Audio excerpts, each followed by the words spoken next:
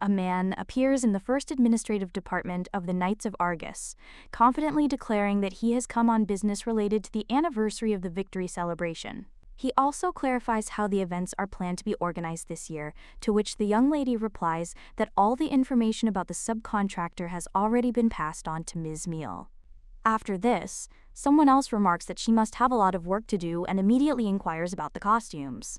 The girl explains that Leela is now constantly running to tailors, and Meal has prepared a detailed list for her in advance, after which other clarifying questions are asked. After a while, someone turns directly to Lady Meal and suggests that she at least take a little rest during lunch, wondering if everything is really so urgent that she is doing this even during the break. The young lady explains that she was sorting through some old papers and politely asks if he needs any help, but the guy replies that it can wait and that she should eat first. At this point, another man joins them and points out that they're talking about Mrs. Meal, without whom they'd all be literally lost.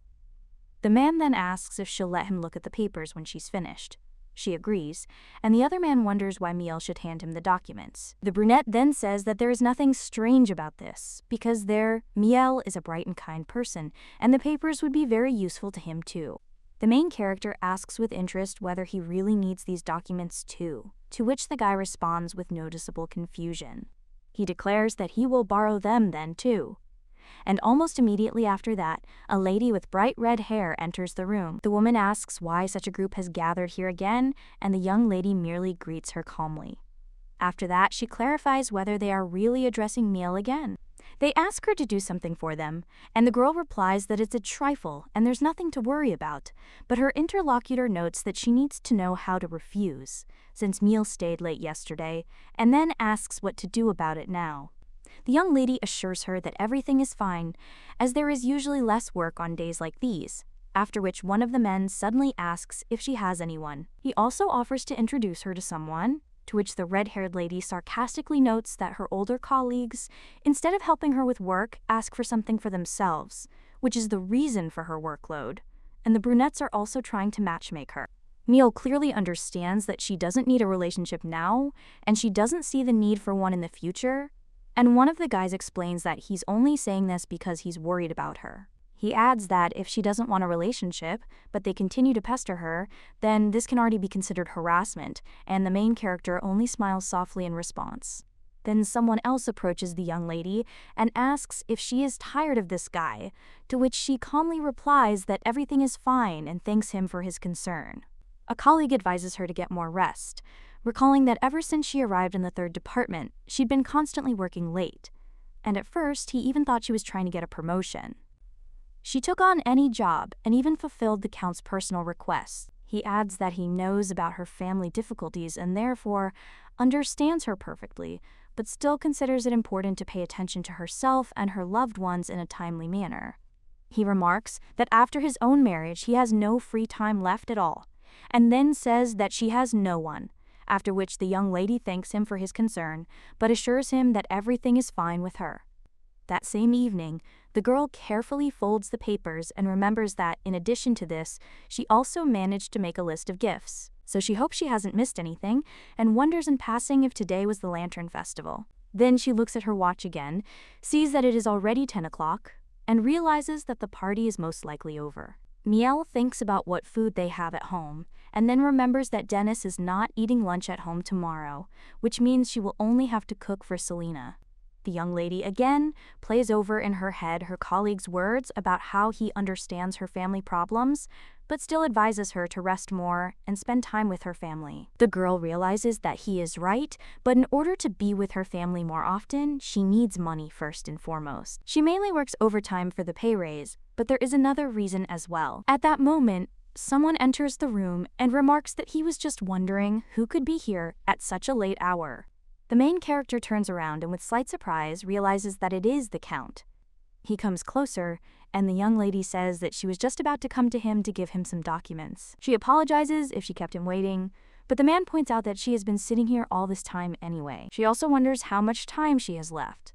After this, the young lady tries to speak, but her nerves make it difficult for her to speak. Then the Count asks if she has at least a minute of free time tomorrow, to which the girl calmly answers in the affirmative.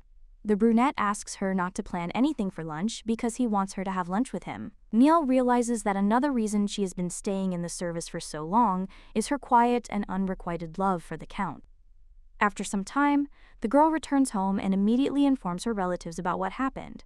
She asks her little sister how her day was, then runs up and hugs the girl tightly. The main character asks if they had dinner, to which the sister agrees, and the brother confidently says that he ate at work. Then Miel asks how things are going at his job and whether it is as dangerous there as at his previous place, but the guy advises her to take better care of her sister. Afterwards, he asks his sister if anything good happened to her today. The little girl remarks that Miel looks especially happy, but she dismisses it as nothing, saying it's late, so it's time for everyone to go to bed.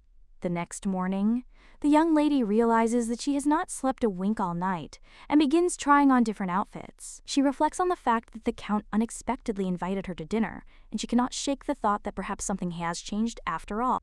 As she leaves the house, the main character turns to her brother and sister, reminding them not to forget to have lunch before going out, and both nod in agreement. Miel adds that she'll bring them lunch herself tomorrow and asks if her sister will pick up the laundry once it's dry. Dennis assures her not to worry, as they can handle everything themselves. On the way to work, the girl tells herself that she shouldn't expect too much, and that she just needs to continue working next to him, because she's happy to remain just his subordinate. However, after some time, the girl suddenly drops her fork, clearly confused, and then asks a question. She clarifies what exactly His Excellency just said, but he only calmly asks if she really didn't hear his words. After this, he repeats his proposal that she marry him. The main character looks at the Count in complete shock, not believing what is happening. She clearly understands that Bernard Arctis is a count from the ancient and noble Arctis family, to which many empresses belonged at different times. 8 years ago, under his leadership, a brilliant victory was won in the swamplands, and the Count returned from that war a true hero. He saved many lives, including hers, so for Miel, he became not just a savior but her master. She fell in love with him, knowing that these feelings would never be reciprocated, and now this man offers her to become his wife, which leaves the young lady completely amazed. She wonders what came over him, since she is just his administrative assistant. Moreover, she is a commoner and has no titles, but the Count assures that social status plays no role here. He also reminds her that she doesn't remember what she said at the reception several months ago, and the girl tries to understand what exactly he was talking about. The Count explains that she then stated that she did not need a relationship either now or in the future. Miel thinks she said this because they were constantly trying to set her up with some knight right in front of his eyes. That's why she blurted out those words out of emotion.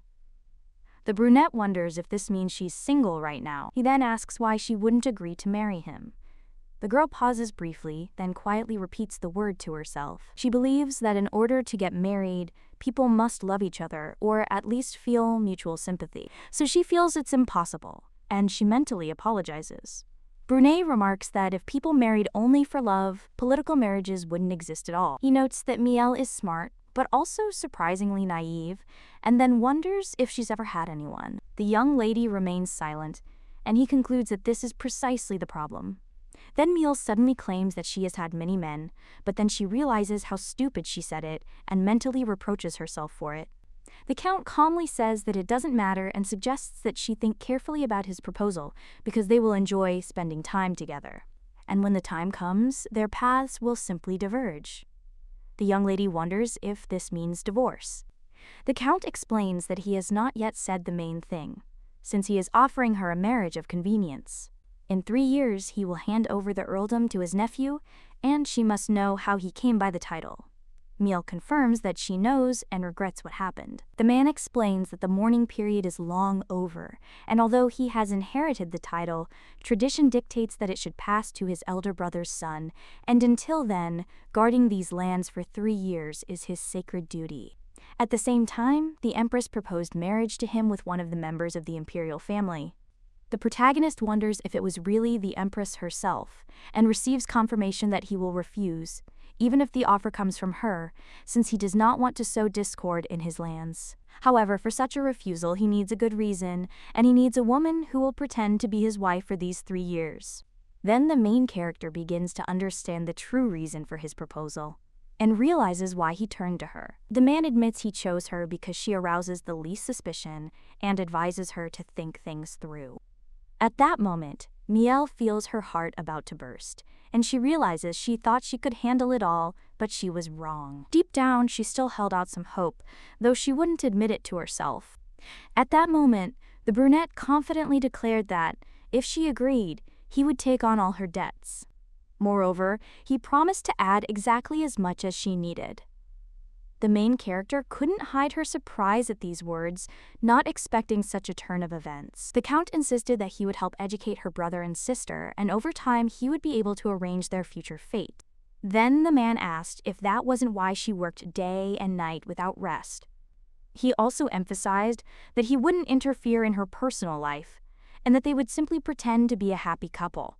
In exchange, he promised to provide her with everything she needed, and the girl would eventually become the capital's most talked about fashionista. Miel clearly understood that she didn't need any wealth, and she wouldn't take a penny from the Arctices.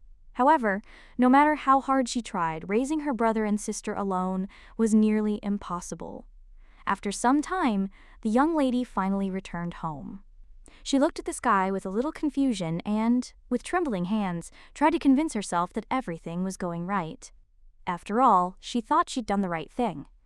Just recently, the Count had said he needed to be sure of something and asked if she had any feelings for him. He explained that if she liked him even a little, then she should consider his proposal invalid, and then he would no longer touch on personal topics. Now the young lady remembered how confidently she had answered that, of course not, and that she was completely indifferent to him. The girl realized that her grandmother always reminded her not to forget that they belonged to the Corto family. Although her grandmother taught her to read and write, they lived like everyone else, and their affairs only got worse over time. The debts were increasing every day, but she wanted only one thing: to live a normal life like all normal people. When the lady was 17, someone reported the outbreak of war and that Dagon's troops were moving towards them, after which the question arose whether they were going to flee. When the children returned home, their father firmly declared that they would stay because he had no intention of leaving Canheim. He assured them the war would soon end, there was no need to panic, and the emperor would definitely take action. He decided to remain in Canheim, but that decision proved to be a mistake.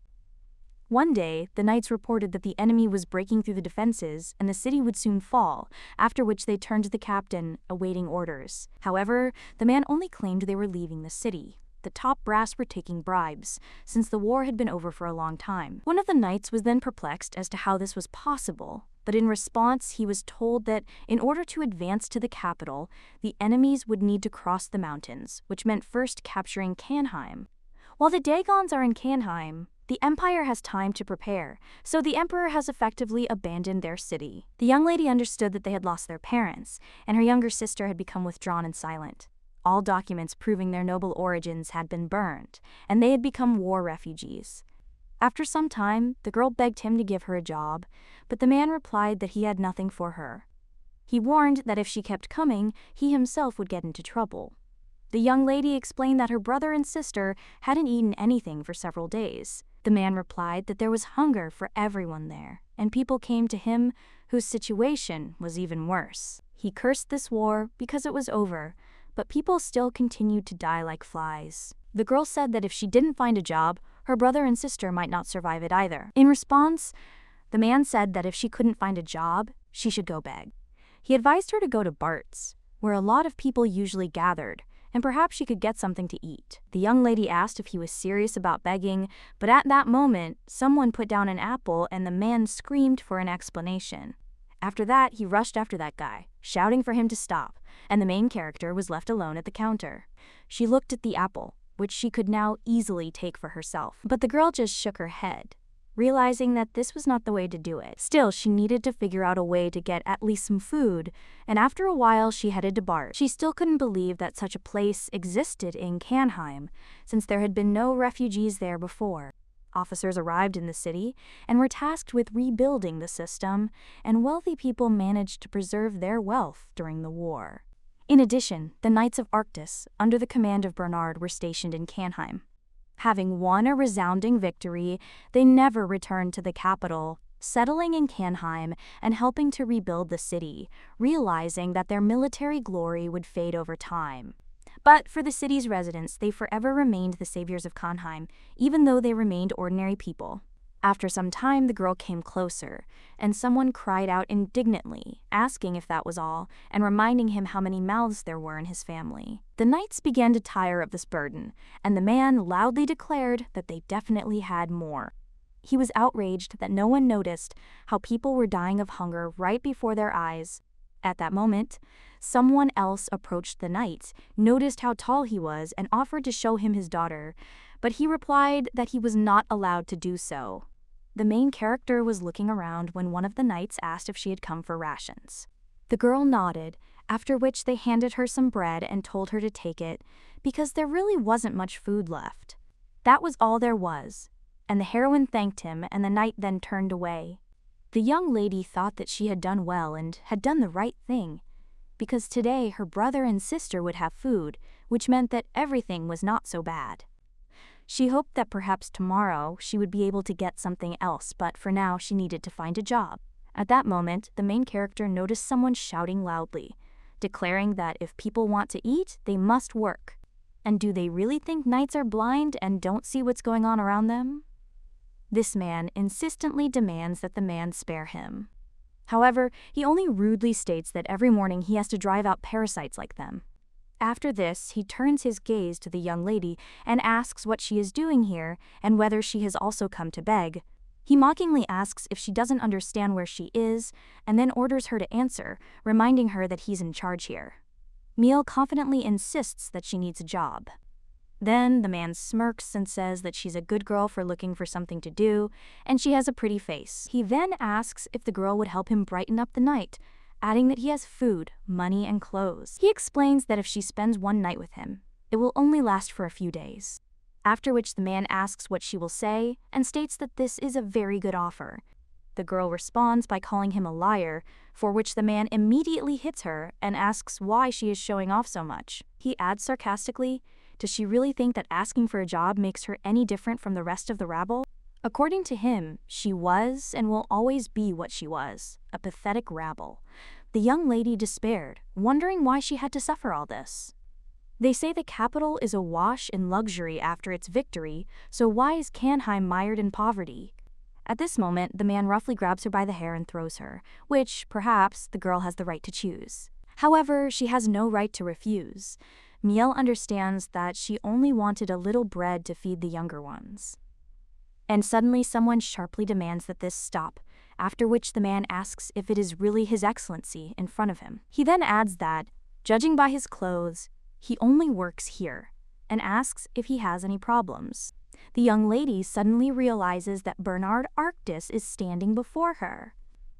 The brunette calmly explains that his job is to distribute food to the residents, in case he didn't know. He orders them to go and get down to business immediately, and the man immediately runs away, shouting that he will do everything this very minute. After this, the knight turns to his lordship and suggests that they move on, as they still have a lot of things to do today. The higher-ups will clearly not be pleased if the report on the post-war state of Kanheim is not provided on time. There was no point in delaying any further, and the man turned around, agreeing that they really should go. At this moment, the main character desperately calls out to His Excellency and clings to the hem of his trousers. She begs for help, but the target only turns to the master again and reminds them that it is time for them to leave. He adds that even if you help now, there will be no gratitude, and the requests will only increase. The young lady insists that she is not begging and again says that she needs a job. The girl insists she's ready to work and has no ambitions for a government salary. Miel understands that this is her only chance. She adds that she is lucky to have survived the war, but the man coldly orders her to leave. He says that there are too many like her, and the young lady understands. Today she is lucky, but tomorrow no one will help her. The girl clenches her fist and confidently declares that she can count and knows that they need people. Many people are needed to rebuild the city after the war, as well as those who can count the losses and keep records. She realizes that she must survive for the sake of her brother and sister, and so she turns to his lordship again. The girl says that he has noblemen who know how to count, but loyal and reliable craftsmen are not always available, and she knows her worth. She then adds that they won't find anyone but her who will agree to work for pennies. She's willing to work for a loaf of bread a day and agrees to anything, just to avoid starvation. The knight asks in surprise if it's really just a loaf of bread and if she's really so desperate. After all this, the young lady humbly begs for a job. Her grandmother's words, once insistently urging her to remember this lesson for the rest of her life, come to mind. She said that even the hardest times don't last forever and end sooner or later, and therefore, no matter what happens, you need to continue learning and not give up. After all, if she keeps trying and never gives up, fate will surely smile on her one day. With these thoughts, the young lady looks firmly and directly at the count.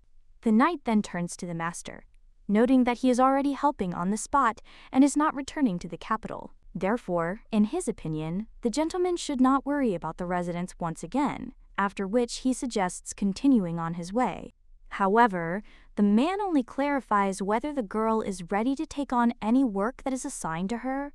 The young lady, without hesitation, confidently confirms that yes, she agrees to do any job without exception. After this, the count turns around and tells the knight that he is going to a meeting, and orders him to take the girl to the barracks. He also orders a hiring agreement to be prepared. After some time, the knight asks the captain if he's sure he should take the girl. The master responds by making it clear that he has made himself perfectly clear.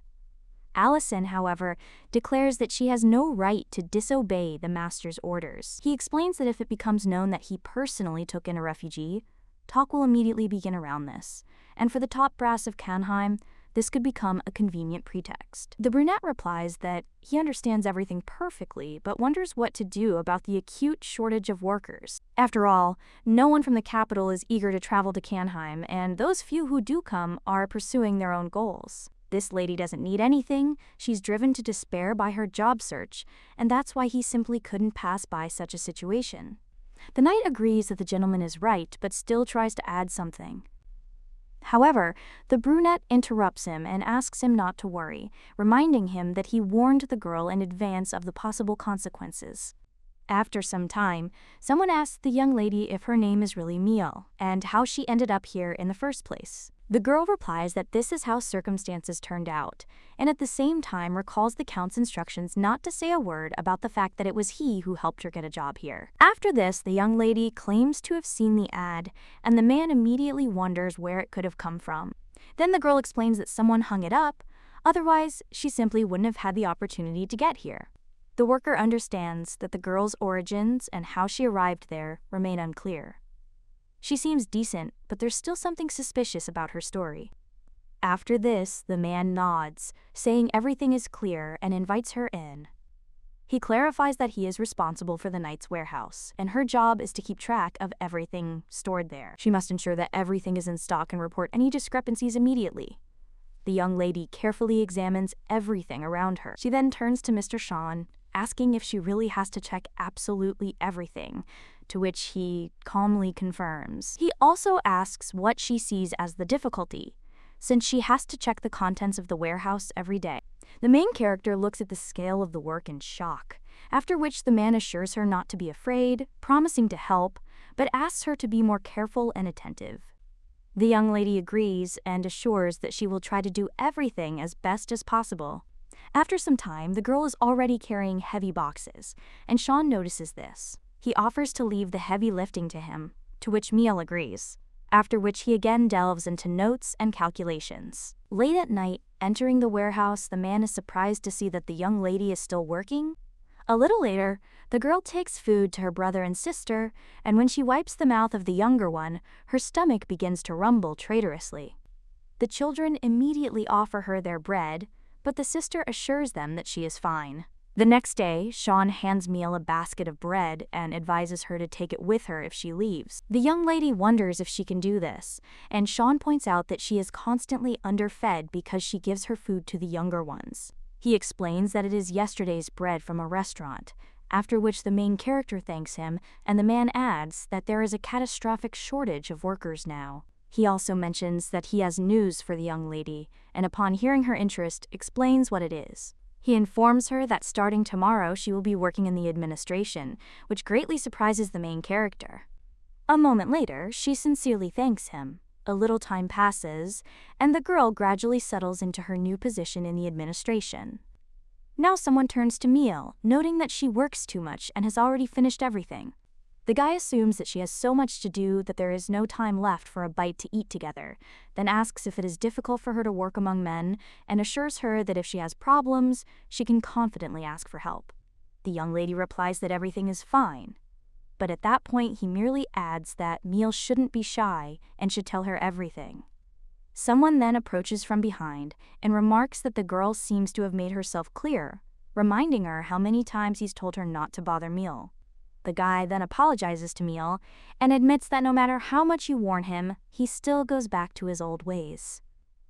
Then he adds that the girl herself is also to blame because she was told to immediately turn to him in such cases, but she prefers to remain silent, although one should not enter into conversations with such people at all, after which the young lady again asserts that everything is fine. At the same time, she thinks that she won't bother them with such trivialities every time. The knight then declares that what he is about to say now is of great importance, and now the moment of their departure from Canheim was approaching. The main character could hardly believe that this was really happening. The knight explained that they were returning to the capital, as things in Canheim had improved significantly over the past year. Much of the agricultural land had been restored, and hunger was now a thing of the past, and the city streets were much safer. After this, the knight noted that their work here was almost complete, to which the young lady merely nodded, showing understanding. Allison was about to add something, but the young lady interrupted him, stopping him mid-sentence. She expressed gratitude for everything, and the guy was a little surprised when she admitted that thanks to them, she was able to survive difficult times, and also to help her brother and sister, for which she would be deeply grateful. The knight, hearing this, asked them to wait a little. He was about to propose to her, which unexpectedly surprised the young lady.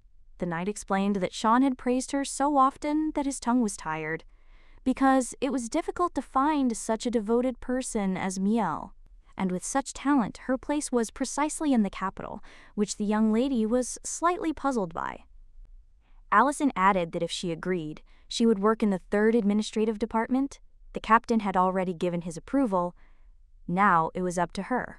The knight then asked what decision Miel would make, and the young lady wondered if she really should go to the capital. That same evening, the girl tucked her younger sister in and looked at the contract, considering her decision. She understood that with the knights, she wouldn't have to worry about money, and in the capital, she would be able to arrange for her younger children to study. There, she would be able to be close to the count, but looking at her brother and sister, she wondered if they would like such a change.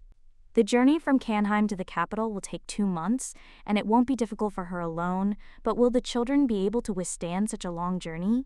Even if they get there safely, will they be able to get used to the new place, since Selena has only just started talking again? The young lady's sister rose from her bed and asked in surprise if Miel was asleep, to which the main character explained that the light had woken her up and apologized, promising to turn it off. Selena asked if something serious had happened to her sister, and the main character responded by noticing her concern. She suggested thinking about moving to a place where there is food, schools, and no war. It was the best place, although far away, and it would take some getting used to. If Selena doesn't want to, they won't go anywhere. The little girl, surprised, said she'd go anywhere as long as her sister was nearby.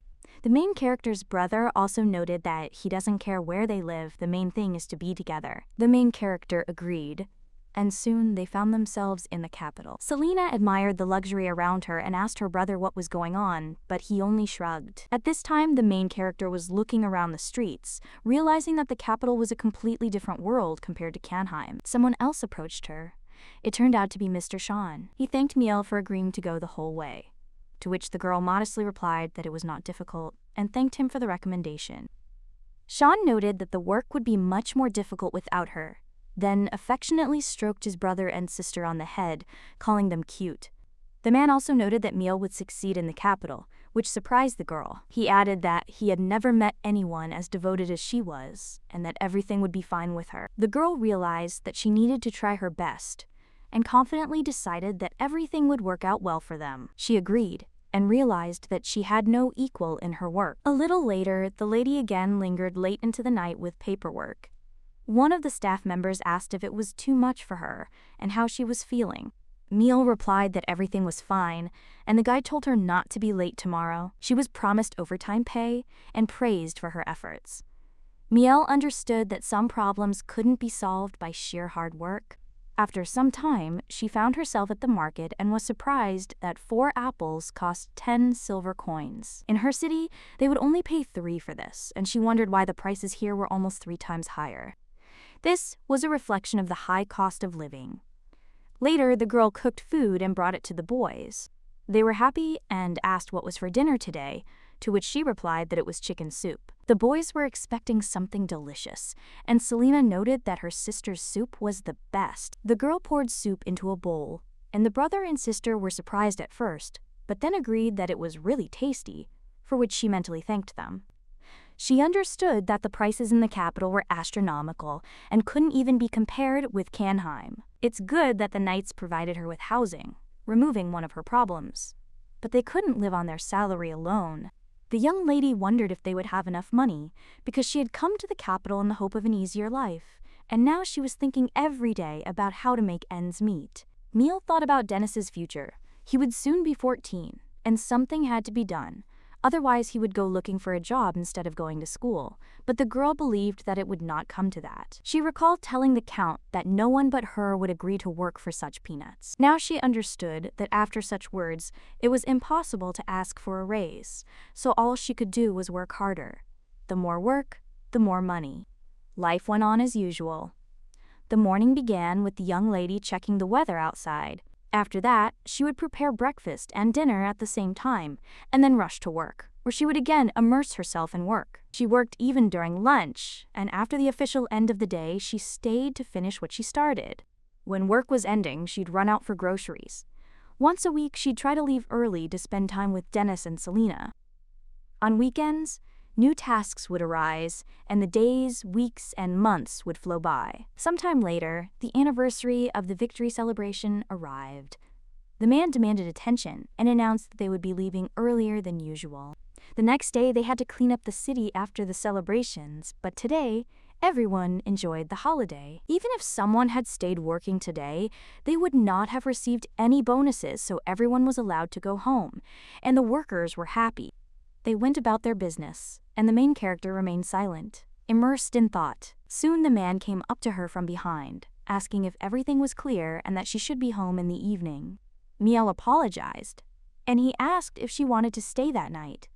He also said that she needed to understand his position. He reminded her how many times she'd been asked why she stayed late. She was a great worker, doing other people's work, but still. At this point, one of the employees left, saying that His Excellency had routed the Digons. Another expressed admiration and a desire to see it with his own eyes, while a third expressed horror, unwilling to even contemplate such events. He suggested talking about peaceful things, because on days like these, it's worth remembering only the good. Another person approached Miel, asking if she was even listening. She apologized, and the other person said it was okay and she could stay for a while to finish up her business, but not to overdo it. The girl agreed, understanding that on Victory Day, the whole country honors the brilliant victory over Dagon in a long, grueling war. People recalled how the joyful news of victory echoed throughout the empire. In memory of this, they celebrated all night. But not for everyone, this day was joyful. Some barely survived the battle, others lost loved ones, and the young lady remembered the war differently than most. The morning after the decisive battle, she looked out the window and was taken aback by what she saw. The banner of the Knights of Arctis shone brighter than the sun, and he stood at the head of the procession. When the girl first saw the Count, she felt both relief and fear, as unknown feelings pierced her heart. Now the young lady was curious about what Dennis and Selena were doing.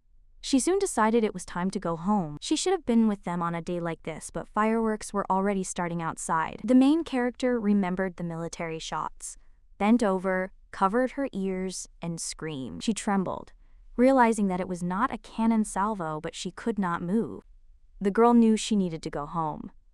At that moment, someone approached and asked if everything was okay. It turned out to be the Count, asking why she hadn't left yet. She asked if it was really him. She screamed, explaining that it was because of the holiday, and the man said that he had to go, since he had to come back for a short while. The main character looked at his hands and wondered if the epaulette had come off, and if the Count had returned to change his clothes. The brunette explained that he had allowed everyone to leave early today, but she still stayed to work on a holiday, to which she merely nodded. The young man added that he'd heard she was always the last one to leave in Canheim. At that moment, the young lady wondered if he was about to scold her and if he thought she wasn't finishing her work on time. She replied that everything was true, but she stayed for the extra pay raise. The man was surprised whether she really needed the extra pay, and then asked the girl to wait a bit. He asked if it was true that she was still receiving her old salary. Miel sensed the situation could become critical. At this point, the Count asked why she hadn't asked her boss for a raise. The girl admitted that she agreed to work for minimum wage and was afraid that she would be fired if she asked for a raise. The Count looked at her, wondering if she really thought he was capable of being a monster. After a short silence, he told the girl to come to the main building tomorrow. The young lady asked him what exactly he meant, but he merely asked if she'd heard correctly. He informed her that tomorrow she would be working in the first administrative department. Miel was shocked. She realized that if the third department dealt with complaints from citizens and the organization of events, the first administrative department played a much more important role, distributing funds and labor. Therefore, working there would bring her closer to the top. She will work alongside His Excellency, and the brunette added that he will personally ensure that her salary is decent, since she has probably been through a lot. The young woman admitted she didn't consider herself suited for the job. The man noted that Allison had looked after her before without any complaints, so he ignored her. In fact, one of the employees saw her salary and asked in shock how she could receive so little. The guy realized that he needed to contact the commander and asked to check some points. Seeing the gentleman's face, he realized that now was not the right time and decided to return later. At this point, the Count apologized to the young lady, and she was amazed that he addressed her personally. The brunette advised her not to stay out too late, as the security there was better than in Canheim, but the streets were still dangerous at night. He promised that one of the knights would escort her home, and the girl realized that the Count still remembered her. A little later, the knight apologized to Miel, admitting that he should have paid attention sooner. He felt ashamed to look her in the eyes, but the young lady reassured him, saying that he was not to blame for anything, since she herself had not said anything. She couldn't imagine that they would raise her salary, and even so significantly, so she thanked them sincerely. The knight noted that she worked hard, and simply giving her the standard raise would not be enough, so he increased it further as an apology. He escorted the girl to the first department office and informed her that she would be working there starting today. Lunch would be covered by the office, and if she stayed late, dinner would be included, so she wouldn't have to worry about food. The knight added that there was something else that needed to be reported, and Miel asked what it was. At the same moment, she exchanges glances with one of the workers and then greets him, but he just passes by. The knight then claims that the problem is that rumors seem to have already reached the staff, and they say the commander personally promoted her. The main character then cries out, wondering what he's talking about when he says something about a guy. Of course, everyone got it all wrong, since she was transferred so quickly, in just one day, so he warns that colleagues will treat her with caution for now, and he apologizes for how things turned out. The young lady replies that it's nothing to worry about, after which she cries out that she will do everything to ensure that the gossip is quickly forgotten. Well, a little while later, the girl comes to her desk and realizes that it's easy to say. At this point, someone approaches the young lady and asks if her name is Miel. The girl replies, yes, and says she's pleased to meet you, she'd also be happy to work with you. Her interlocutor says that, yes, he also has urgent business, so let her sort it out as soon as possible. The girl replies that, of course, and he can trust her with anything. When she picks up the papers, she thinks there are quite a lot of them. After which, she asks when she will do it, and the brunette asks if she will finish before the evening. The young lady replies that of course, and understands that what else did she expect, since it is unclear how she got there, and they are not at all happy to see her there. After which the young lady thinks that it's okay, because she will do everything that is required of her, and he'll keep working hard. A little while later, the girl hands over the papers and says they're ready, so she asks him to check them. The man asks if she has finished yet, and there were quite a lot of them there, and answers that she has, and asks if there will be any more assignments. The brunette says that this is all and she can go, but when the young lady collects her things, she thinks whether she did a good job and whether there was a mistake or she missed something. The brunette says that this needs to be handed in as soon as possible, after which the young lady bids him farewell, and he bids her farewell in return. A little while later, the girl is already heading home, smiling. Then someone turns to her and tells her she's leaving on time today. The young lady understands that it is his lordship, after which the brunette asks, "Does she like working in the first apartment?" Miel replies that she would and thanks him. The count replies that he's glad, and the young lady says that everything is fine because her salary has been raised nicely and he needn't worry about her anymore. Then she suddenly realizes she's discussing salary with her boss again. At this time, the man only says that he understands and then wishes her a safe journey home. The girl thanks him but is embarrassed and thinks what is happening to her. Her heart is about to jump out of her chest. And the young lady does not understand why it beats so strongly when she sees the count. She's also wondering what's wrong with her, since she's also flushed. Meanwhile, the red-haired girls are on the training ground. When everyone leaves, she still swings at the training dummy and takes its head off. One of the guys then says that Ms. Catherine is amazing and asks if she wants to continue training, but she gives her all to her work. After which, the guy says that he can stay with her because he also wanted to continue. But at that very moment, he gets hit on the forehead, after which the red-haired lady apologizes, but says that she has to go. And even if he was telling the truth, she doesn't think she's worth emulating. There's a training session at the first administrative department soon. The young lady realizes that a year and a half has already passed since she arrived in the first department, and every day she stays late. Then a red liquid starts coming out of the young lady's nose, and the guard screams, "Whatever you say, she's dirtying the papers." The girls still need money to buy a change of uniform. And her job isn't difficult, so she finishes everything on time. But she just wants to be noticed. One summer day 6 months ago, someone approached Miel and asked if she was currently heading to the Knights. The girl replied that yes, after which the guy asked if she would take these documents to something. She replied that it was fine and asked if these were mercenary contracts that were subject to termination. And it seems His Majesty has something big planned. But the war ended a long time ago, so he asks why they are only now reducing the army. Someone else says that it is clear that he needs to control their commander, and they're just the unfortunate victims of these political games. The guy also says he still has a lot of work to do, so he apologizes to Miel. But she replies that it's nothing, and that he shouldn't worry because she'll do everything, after which the girl leaves. And the brunette says how lucky they are to have her.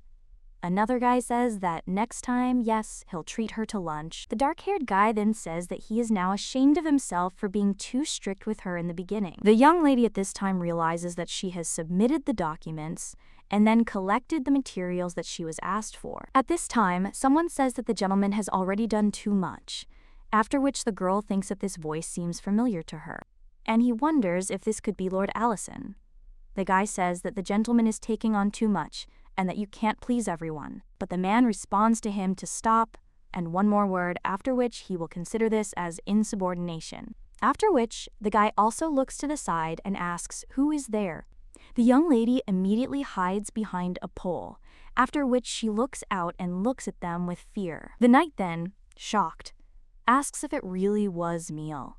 The girl apologizes, claiming she was on her way to the Knights Corps and didn't mean to eavesdrop. But the boy replies that it looked quite the opposite. The count then says that, hey, the girl is from Canheim, to which she replies that yes.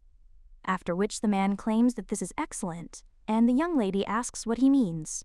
After which the brunette asks if she'll help him. A short time later, the young lady finds herself in a jewelry store. The man asks if she'll pick out the most beautiful piece of jewelry. Miel, shocked, wonders why he brought her there.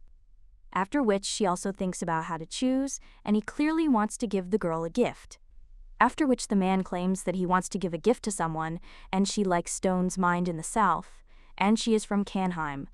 He doesn't understand anything about jewelry, and she's a woman, so she should understand it, and the count asks if she can advise anything. After which, the main character replies that, of course, and then looks at the jewelry.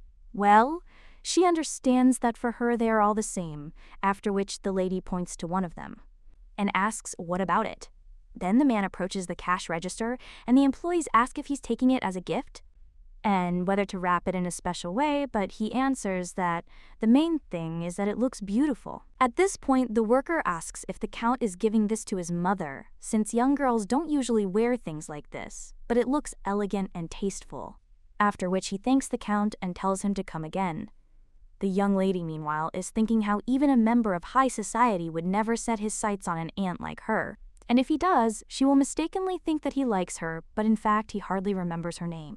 Therefore, he only needs her to carry out orders, and the girl knows the morals of the world very well, so everything is not as she understood. And she has never seen jewelry in her life, after which the young lady thinks how she looks. And why is she crying? A little while later, the girl receives a necklace from the Count. But then she suddenly wakes up and wonders what it was, and also what she just dreamed. The young lady jumps out of bed and realizes that she was, of course, very upset then, but she had to dream about it, and it could drive her crazy. At this time, someone enters the young lady's room, and the main character asks if it is Selena. The girl then runs up to her sister and says that she is scared alone, after which the girl tells her to come to her. He also suggests sleeping together tonight. She also realizes she needs to think more about the little ones, so she's back at work, and she even began to carry out assignments for her colleagues, although their affairs did not concern her at all for the sake of having everything for the children, and yet the girl understands that she is overexerting herself at work. She wants to repay His Excellency for his kindness, and maybe he will pay attention to her when she achieves something. After which the lady falls asleep. Meanwhile, the Count heads toward the first building, but then he sees a light in the window and asks if there's anyone else there. The knight replies that it's probably Miel again.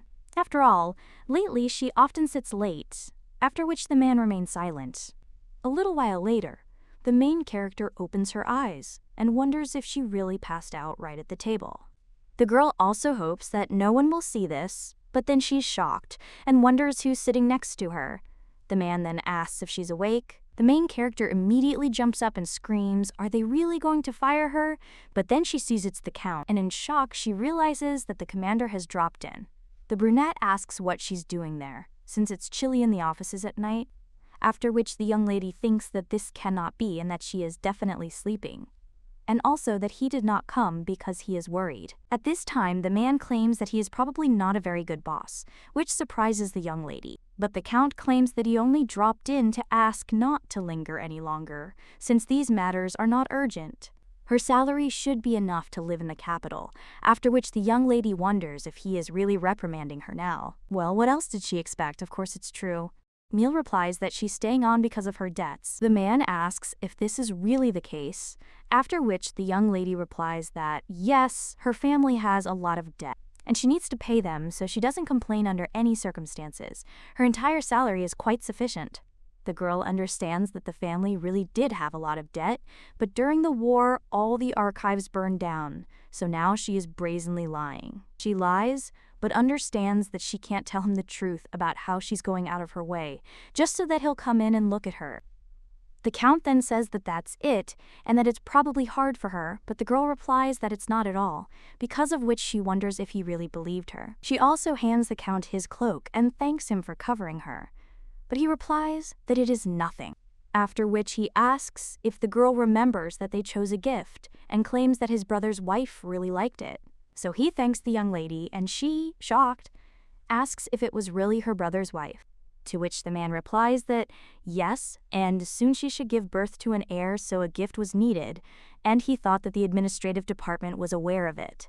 The young lady then says that it is understandable, but remembers how she looked through the list of gifts for the Count and wondered why there were so many, after which she understands that the decoration was for her brother's wife, and not for the bride. At this time, the man claims that it is already late, so let her go home, to which the young lady agrees, and she also thanks him. Miel understands that she listened to him and he scolded her, and besides, she also lied. This makes her feel uneasy, but the young lady still thinks with a smile that it's okay. But today, she's happier than ever. A month later, someone pins the young lady against the wall, and she asks if she is Miel from the first administrative department. The girl replies that yes, and asks what about her interlocutor. But she says that they have something to talk about, and he asks if she's okay with it. A little while ago, the girl asked if she was really accompanying the commander. Her colleague asked who else. Rumors had it that the commander had hired her as an assistant, and the girl asked what kind of nonsense that was. Another of them insisted he'd known such talent wouldn't go to waste. He even started to worry, because they say the new girl works day and night. And even though at her age, girls only think about dates. Then another one of them says that the lady with the red hair is a good girl, because the commander noticed her. And now the other men definitely don't stand a chance. So one of them tells her not to forget about them, because who else would they have lunch with? The young lady then screams out what they are even talking about, and asks if he has ever seen her outside the building. And she only runs back and forth from the site to the office, so when is she supposed to accompany the commander? The guy then says that's what he heard and wonders where the rumors started. But then someone else asks if it's possible they just have the same name.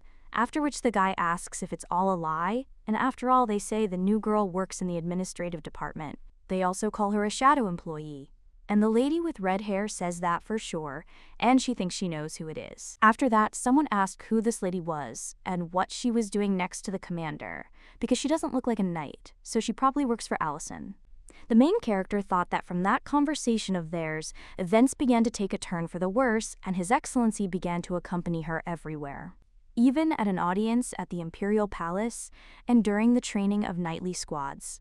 He also turned to Miel and said that when they returned, she had an urgent task. Let her answer all the letters that were delivered and tell the young lady that it is good, because she will get down to it right away. The girl also understands that His Excellency has even begun to entrust her with personal affairs, and her colleagues do not like this at all.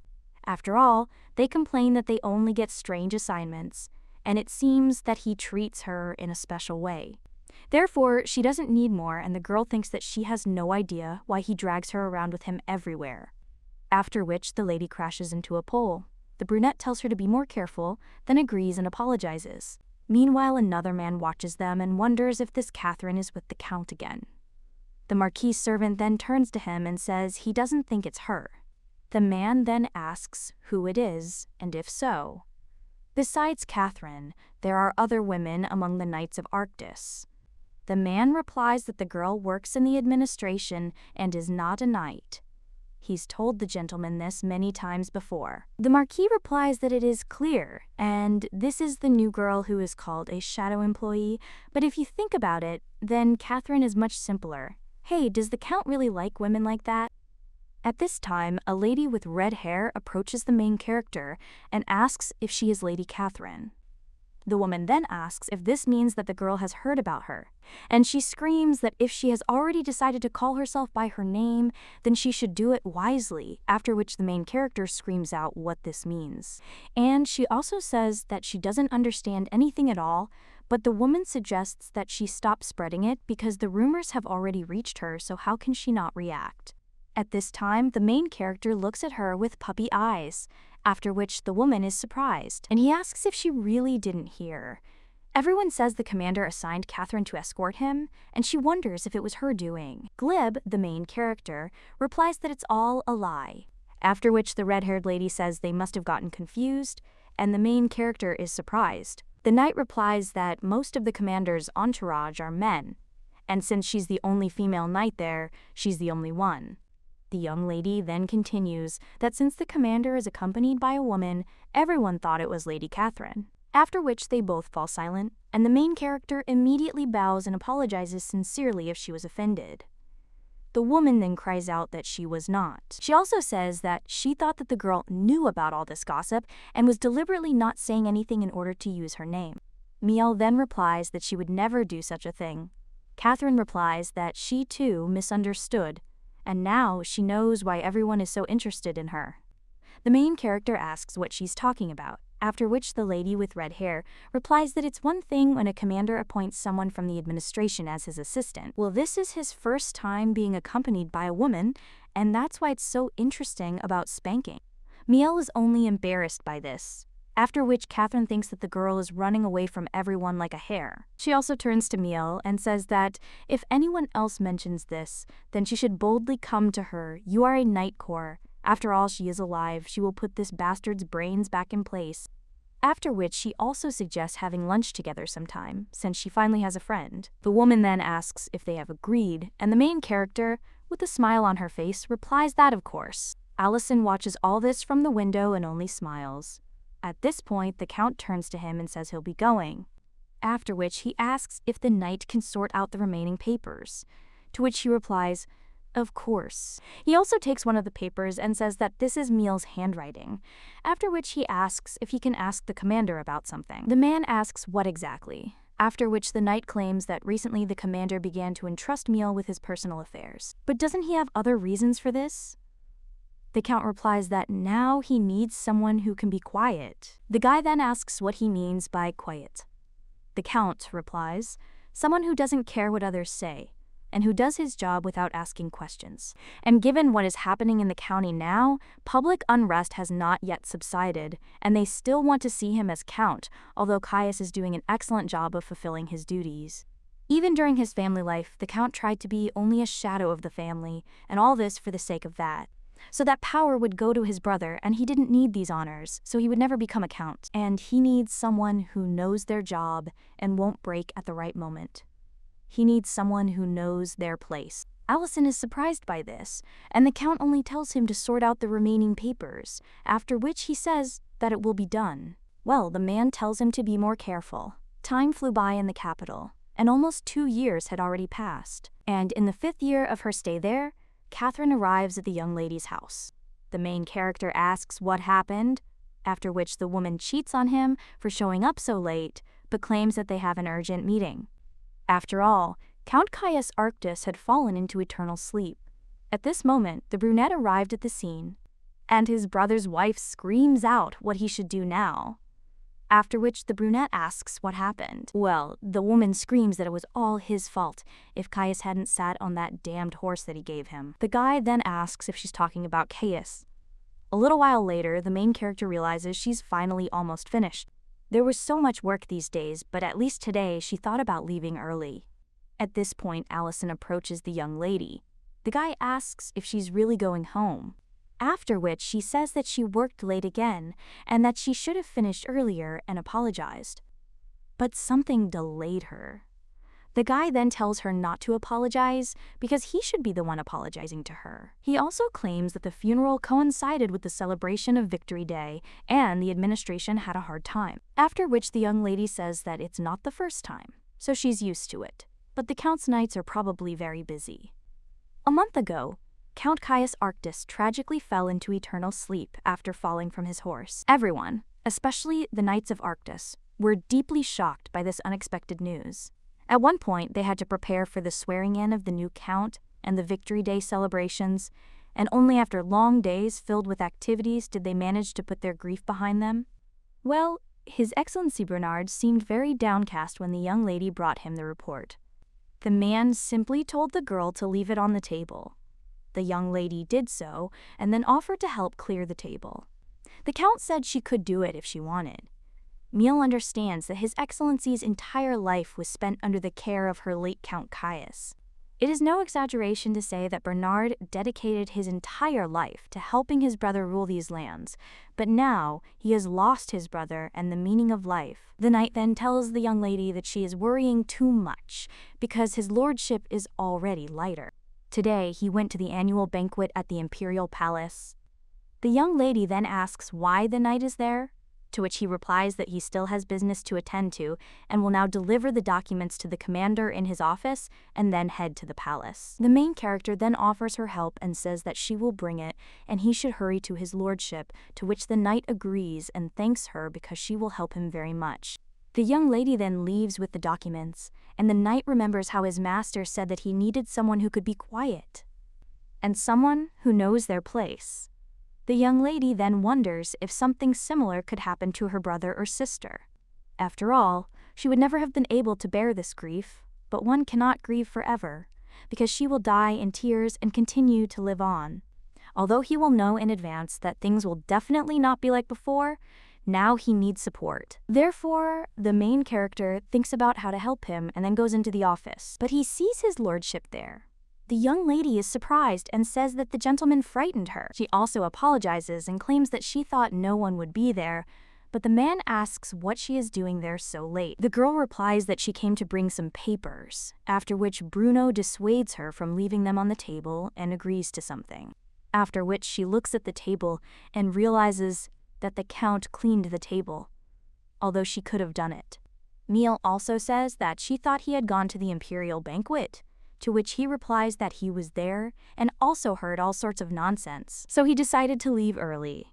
The young lady then says, "Oh, that's how it is." Then he wonders if he's feeling any better and turns to His Excellency. She also claims that she wanted to tell him earlier, but it completely slipped her mind, after which the girl apologizes for the fact that he had to clean up the mess she made there. Bernard just says that it must have been hard for him, and Ellison, the young lady at this time, thinks that she was worried because she saw how hard it was for him, after which he says, "What if he does? Then she'll go." The girl realizes she wants to be strong for his lordship's sake, but no matter what she does, she'll still remain his subordinate and they'll never be equals. There, no actions and no words will help because she continues to try and then tell herself that she does not give up. And this will be enough for her, even if she remains invisible to His Excellency forever.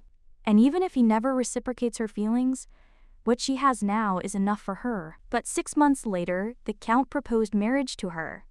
He later said he was glad she had accepted, and he knows that he is asking too much, but he is counting on her very much. After which the young lady agrees, and he says he can rely on her. But the man then tells her not to think he just told her about his plan for no particular reason, because he wants her to know what will happen next.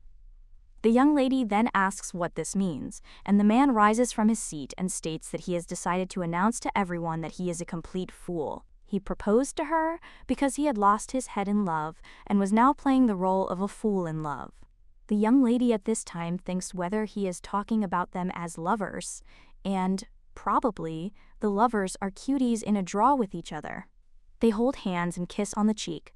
The girl wonders what she should do because it's just a fantasy and she already feels like a criminal.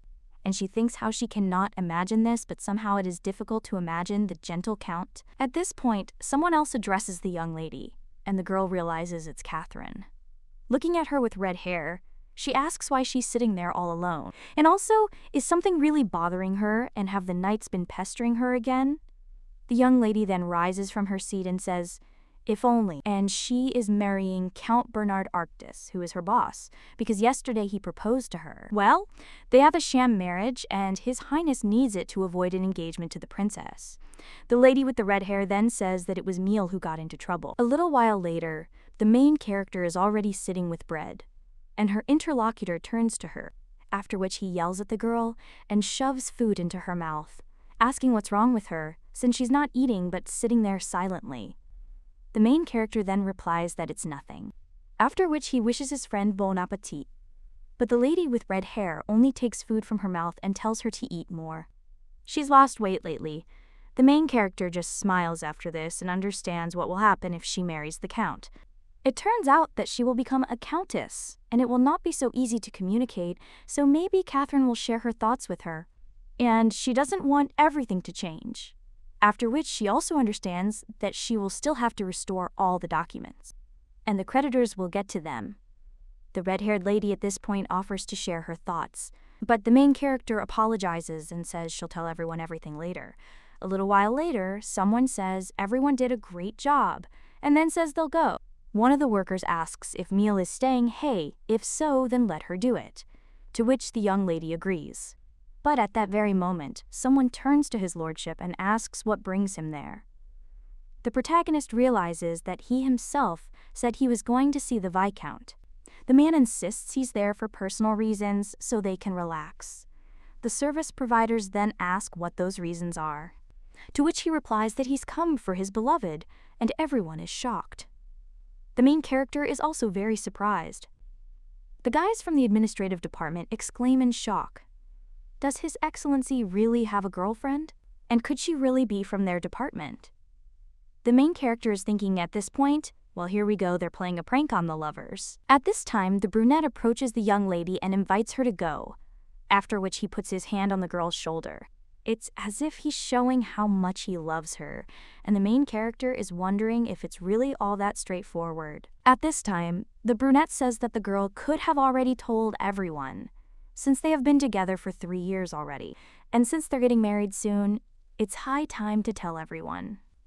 Everyone is shocked, wondering if these two have really been dating for so long and are getting married soon. The brunette asks them to be understanding, as Miel is probably a little distracted these days, and they shouldn't offer her anything like, do this for me or do that for me. After which, the guy who wanted to offer the young lady this says fine and apologizes. At this time, the count turns to Miel and says again that they are leaving, after which he asks where her coat is. To which the young lady replies that she is not wearing it today, but the brunette says that it is chilly outside. After which he puts a coat on her and also says that they should leave because it's already so late. The main character then replies in shock that yes, and also thinks what she should do because now she will faint right there. The man also says that the workers are great at their work and that they should be more careful on their way home. At this time, the lady with red hair asks if Miel has left yet and also offers dinner. Well, then she wonders what's wrong with their faces. One of the workers immediately yells at Catherine and asks if she knew his lordship was dating Miel. The girl then screams, "No," and asks what he said, to which he replies that they will soon get married. At this time, the main character is walking with the count and thinks that he is too close. And just a little bit more and he'll hear her heart pounding wildly. Then the young lady turns to his lordship and asks if they can stop pretending, after which the man tells her to look there. And when the main character looks at the administration department, she sees her colleagues there, who are watching them in shock, after which the man tells her to continue playing along until they reach the carriage, after which the main character agrees. But he wonders if it will really be like this every day now, and they will pretend to be lovers every day. But even though she knows it's all a lie, her heart still beats so hard. And the girl thinks that she will probably never stop dreaming and hoping.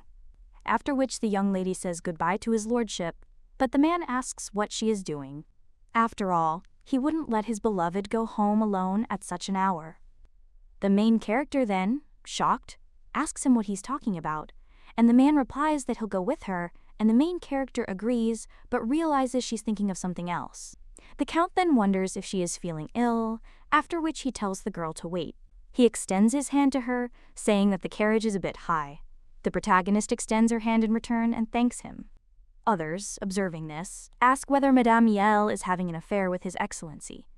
But even if they met secretly, how could they hide so well? Well, what's more important is what the princess will think and whether this will worsen relations with the imperial family. But he thought that Miel would definitely not lose her head because of love, and it turns out that she crossed the princess's path. The lady with red hair looks out the window at this time and understands what Miel wanted to tell. At this time, one of the workers approaches her and asks what Lady Catherine thinks, and whether they are doing the right thing by getting married. And it's objectively a shame that these two are completely incompatible. The red-haired lady asks what her opinion will yield. After all, it is much more important what Miel herself thinks and feels, and His Excellency, after which Catherine asks if this is so. But this can be understood as them now repeating the same thing but in front of the count. After which the workers immediately say that, of course, and Catherine suggests that they go home. At this time, the main character is riding in a carriage with His Excellency. The girl realizes that they didn't even exchange a word about how they got into the carriage. And before this, His Excellency was only pretending. But if this continues, then he will understand everything. At this time, the brunette turns to the young lady and asks if she has already told her brother and sister about the wedding. The girl replies that not yet, and the brunette replies that he hasn't told his parents yet either, but it's better not to hide anything from the family, and everyone will find out about it soon.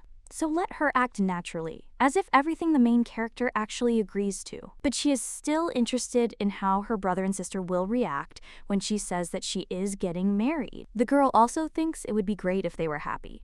The brunette speaks at this point, that her brother and sister will have enough money not only for living, but also for their studies, so the girl should not worry about them, after which the main character thanks him.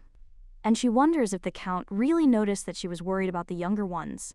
After which she thanks him, but he claims that she had already thanked him. At this time, the coachman looks at the road and asks the count if they are going to Taina Road 46. The man replies that yes, after which the coachman says that the road is too narrow so the carriage won't pass, and he apologizes but says that it looks like he will have to get off there. The man then agrees and says that they will get there themselves, and the main character is surprised. And he thinks that everything probably isn't as she thinks, because His Excellency would never have dragged himself there. After which the girl apologizes, but the man asks why. She replies that she's apologizing for living in such a place. The brunette then says that maybe when they're alone, the girl doesn't notice. But since they are pretending to be lovers, then let her try not to apologize so much, because those who are especially observant will immediately suspect them. Now let her lead. The main character asks if he's talking about her, and the guy replies that he needs to meet her family. Miel then, shocked, asks if he's really going to see her. The girl also turns to the carriage and realizes it's already gone. After which the main character tells his lordship that they are now going up the slope and then they still have a long way to go. And the man asks how long it takes her to get to the road, and she replies that it takes 2 hours. A little while later, the main character enters the house and her sister immediately hugs her. But then she sees someone else and gets scared. The count then greets Silena, but the girl is frightened by him, and Miel asks who this guy is with her. The girl then apologizes for bringing the guest in without saying anything, then claims it's her boss. At this time, someone else comes home, and the main character greets Dennis, but he asks who came to see them. A little while later, the guy hits the table and screams, "What kind of nonsense is this?" She always came home at night, and they planned to follow her, because she was always working. But then it suddenly turns out that she had time to run around and get married after the donkus. The young lady then asks Dennis to be quieter and understands that they really didn't like it. The count then says that the girl arrived late because she was with him and there's always time for an affair at work. The guy then asks what he's talking about. The man claims that, as far as he understands, they don't want Miel to get married. But let them not worry, all after the wedding, the girl will not distance herself from them, after which the guy will not scream that he did not mean it. At this time, the main character invites Dennis to go and talk, and apologizes to His Excellency, after which they depart, leaving the count and Silena to guide them. The young lady apologizes to Dennis, and she says that she knows that this is unexpected for them, and she is also sorry that she hid this from them for so long. The guy then tells his sister that he never told her, but he often went on dates. The young lady immediately asks when and with whom, to which he replies that he recently met a girl at work. Then he insists it's not about him. After all, he wanted to say that he knows a lot about this and that it's immediately obvious when someone is having an affair. Like they take better care of themselves or smile for no reason. Well, she never acted like that. Therefore, he wants to ask only one thing, and that is whether sister really wants to marry him. At this time, the brunette sits opposite the young lady's sister and realizes that 15 years have passed, and it seems that after the war it was difficult for her to talk. They are still children who need protection and care, but there was no need to worry about them so much. After which the man asks if Silena also doesn't want her sister to marry him. The girl then asks him what he is talking about, because she is very, very happy. The count is surprised by this and asks if this is really so, and the girl replies that of course it is. After all, he is the hero of Canheim. The girl was frightened when the count spoke to her, then said that such a great man would marry their Miel. So finally, she'll be happy. The man then says, just like a little girl says he's out of tea, so she'll pour him some more. Well, when a girl takes a cup, she doesn't drop it on purpose. The count asks if she is hurt, after which the girl only apologizes, and the man wonders if it really is true that apologizing is always a family thing. When the brunette bends down to pick up the shards of the cup, he hears the young lady's brother asking her if she really wants to marry the count. The young lady replies that of course, for she loves the count with all her heart. After which the young man turns to his sister, and she says it's written all over her face, and the girl asks if it's true. She also wonders if it's really so obvious from her face, and if the count has noticed it too. At this time, the guy says that the most important thing to him is that she is happy with her loved one. So he apologizes for getting so worked up over nothing, and he knows the count is a good man, so he was simply worried about her. The main character then says that now she needs to apologize to him, to which the guy agrees. But she also remembers that they left Selena alone. Their main character says that it's true, after all, the girl is now sitting alone with the Count.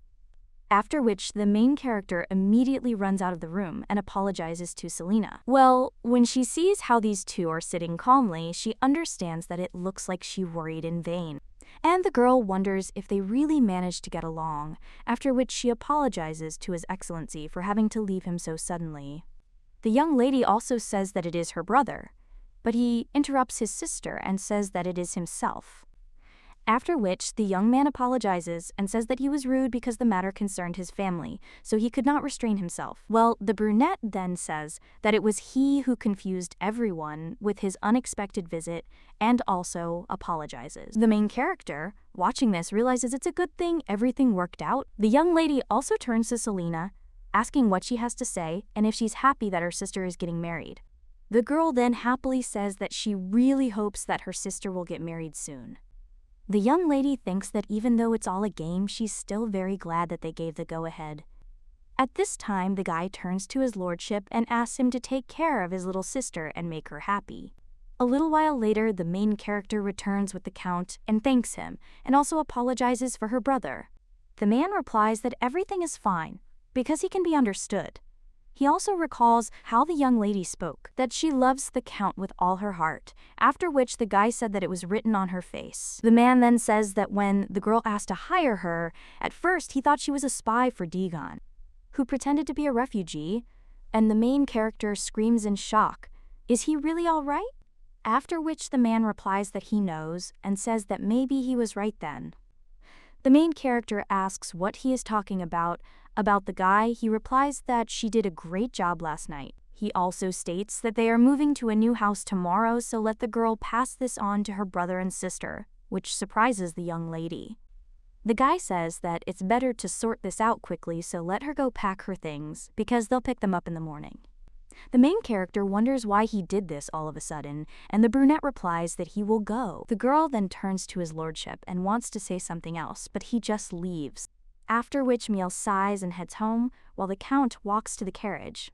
Then people ask who this is, because he looks like a nobleman, and some of them wonder if this is a Count, and what he is doing in this hole. Someone else says there might be some bad guy hiding there, but another resident says no, and hopes nothing serious happens. Meanwhile, Bernard thinks the journey must have been too long, and he's very tired today. The chaotic day was replaced by a completely ordinary morning. And then the main character wonders who she is lying to. At this time, Selena looks out the window and is surprised, and the main character thinks that this is the strangest morning since she has been there. The lady with cinnamon hair at this time tells her sister to just take a look, because they are in Inyet Road, and there are only nobles there. At this time, Dennis asks his sister to say that they are going in the wrong direction, but at that very moment, someone replies that no, and that's right, because they are heading to Inyet Road. The knight also tells them not to worry, because they will be told everything upon arrival. First, they'll be taken to their rooms, and then shown around the palace. Breakfast has also been prepared for them, so let them know if they're hungry.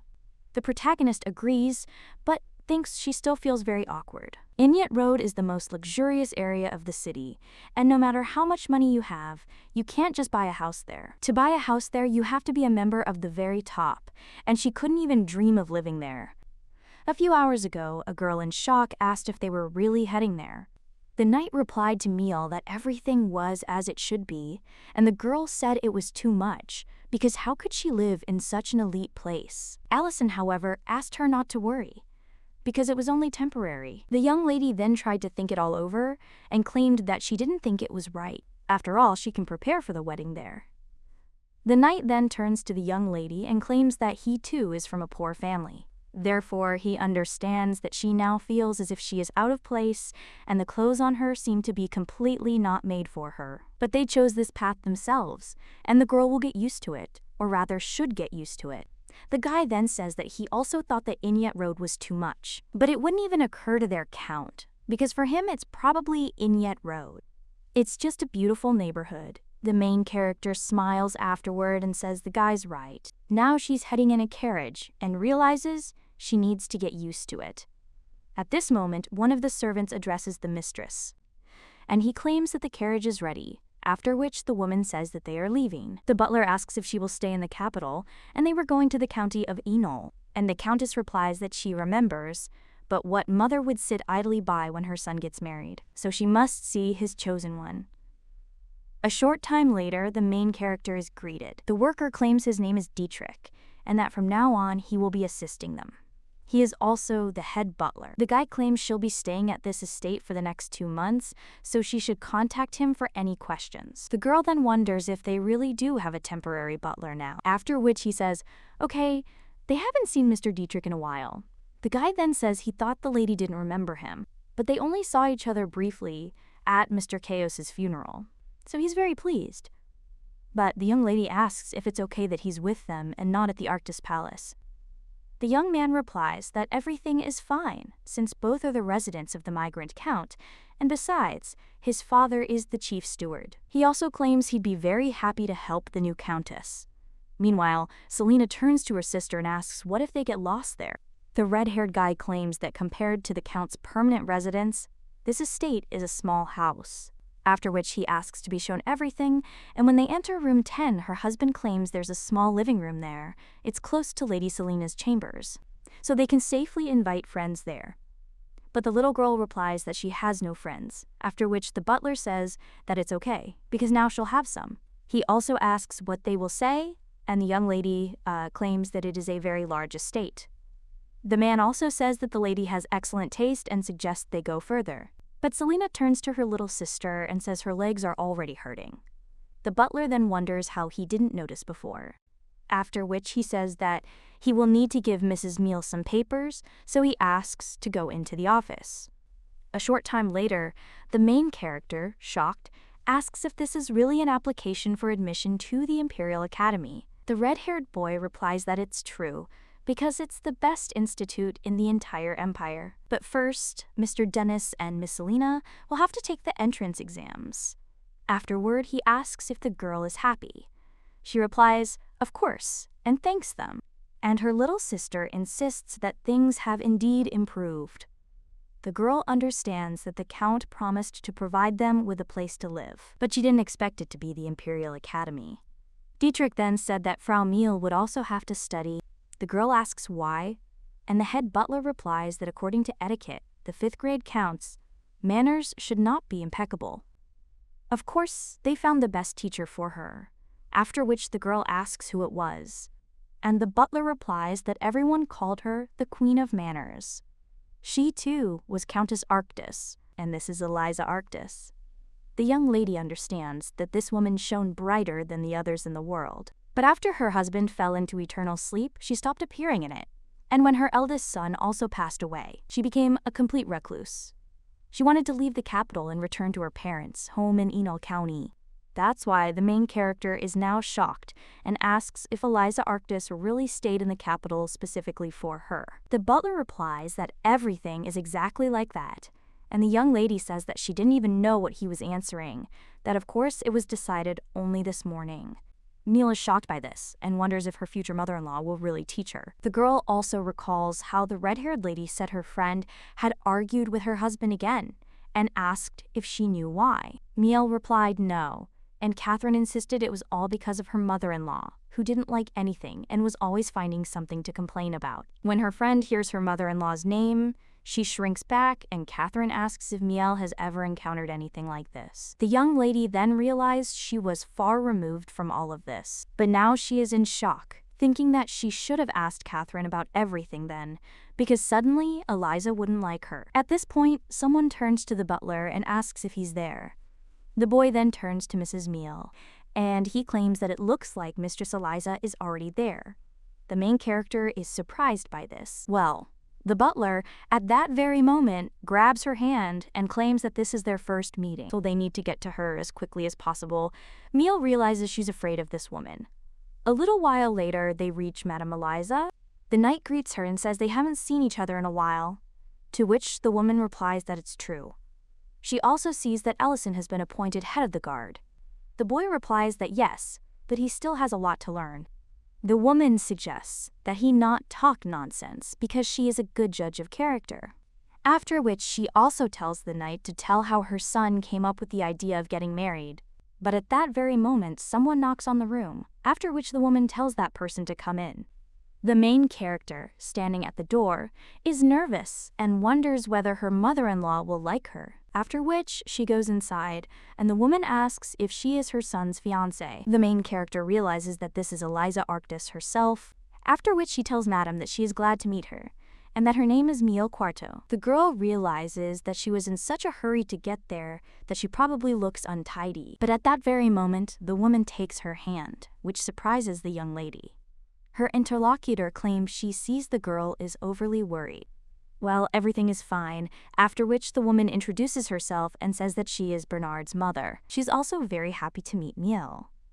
The girl replies that the feeling is mutual, after which the woman asks if anyone would join her for tea. Miel replies that she would be happy to and thinks that this woman is very kind, because all her fear instantly disappeared.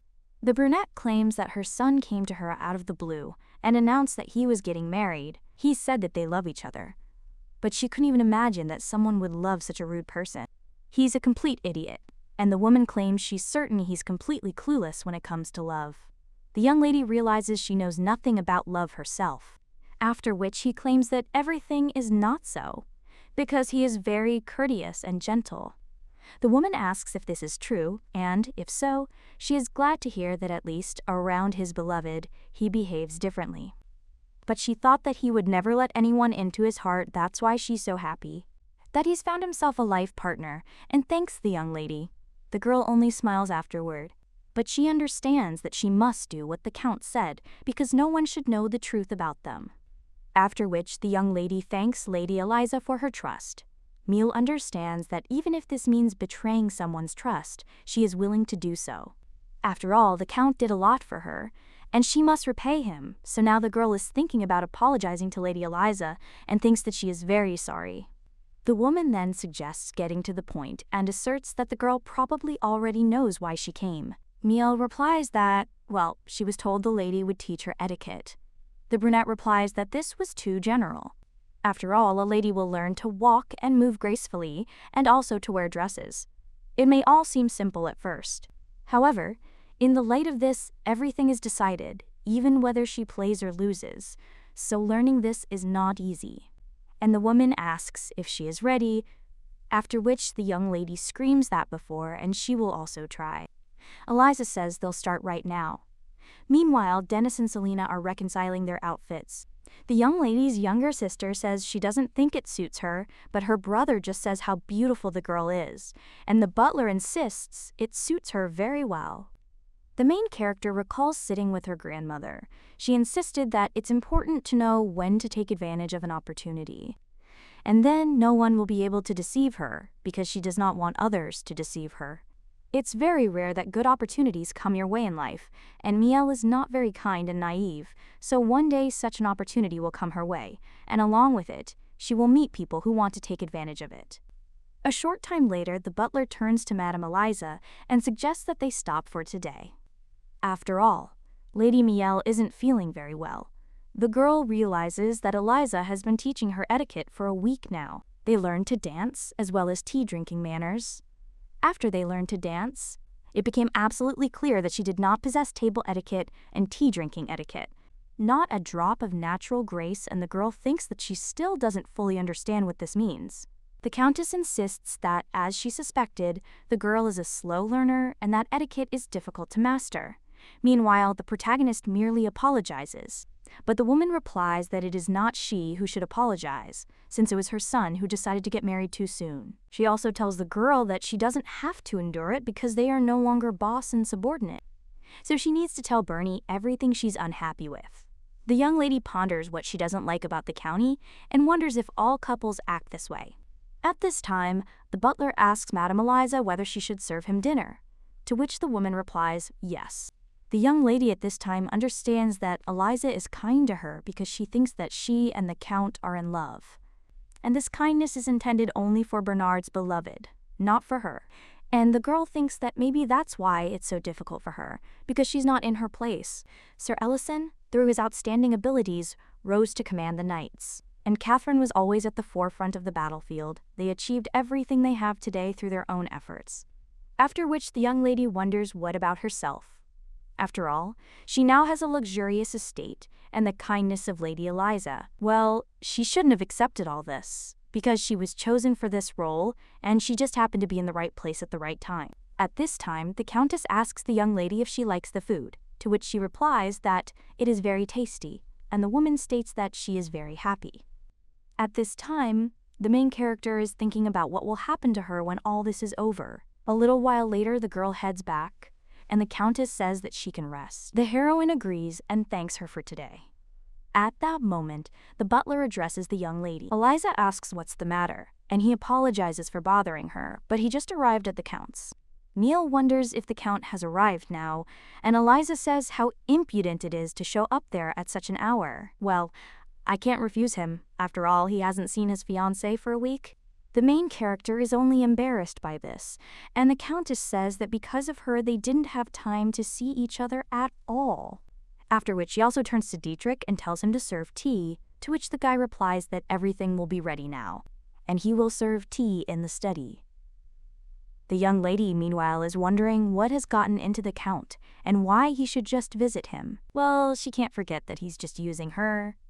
Grandma used to talk about people like that. She said that they first look at her and then, out of the blue, start tempting her. I offer something that is irresistible, so the girl understands that she needs to be careful, although she has nothing to lose anyway. Well, they might deceive her, and then start pushing her around. Now the young lady looks at the Count, and Eliza says that he was not allowed to enter. The guy then simply heads towards the young lady and apologizes for coming so late, and he knows she's had a hard time. The girl is surprised afterward and watches as the guy kisses her hand. After this, the brunette claims that the week dragged on like an eternity and asks if everything is okay with her. The main character replies that yes, and the Countess watches all this and is surprised. Miel is about to answer, but then she sees her husband's gaze, which tells her to act more naturally. At this time, Eliza says that, of course, he missed his beloved, and so be it, this time she forgives. At this point, the brunette says that it's time for them to announce the wedding, and the Countess replies that she agrees, as it would be ideal to hold a reception in honor of the engagement, but time is on their side, and besides, journalists are always watching the residences. But the brunette replies that then it would be to their advantage if Viche didn't gather all the journalists and introduce Miel to them. The main character then asks in shock if she will really be introduced to the journalists. And Eliza says she agrees, because it's better if they do it this way. But the young lady then asks if that won't lead to gossip. The woman replies that their marriages will be gossiped about anyway, and wouldn't it be better for them to control the situation and also acquire supporters? After all, people only like love stories more than scandals, and the hero who saved the empire fell in love with an ordinary girl when he returned from the battlefield. The woman asks if it's romantic, since it's like something out of a romance novel. The young lady replies that she's right. The girl also understands that her younger sister also really likes such stories. Meanwhile, the Count says that in order for society to receive this news well, it is necessary to make an official statement to journalists. Then no one will write dirty articles. The young lady feels the guy's hand on her shoulder and, embarrassed, says yes. The guy also turns to Miel and says that it is for the common good, so let her not let him down.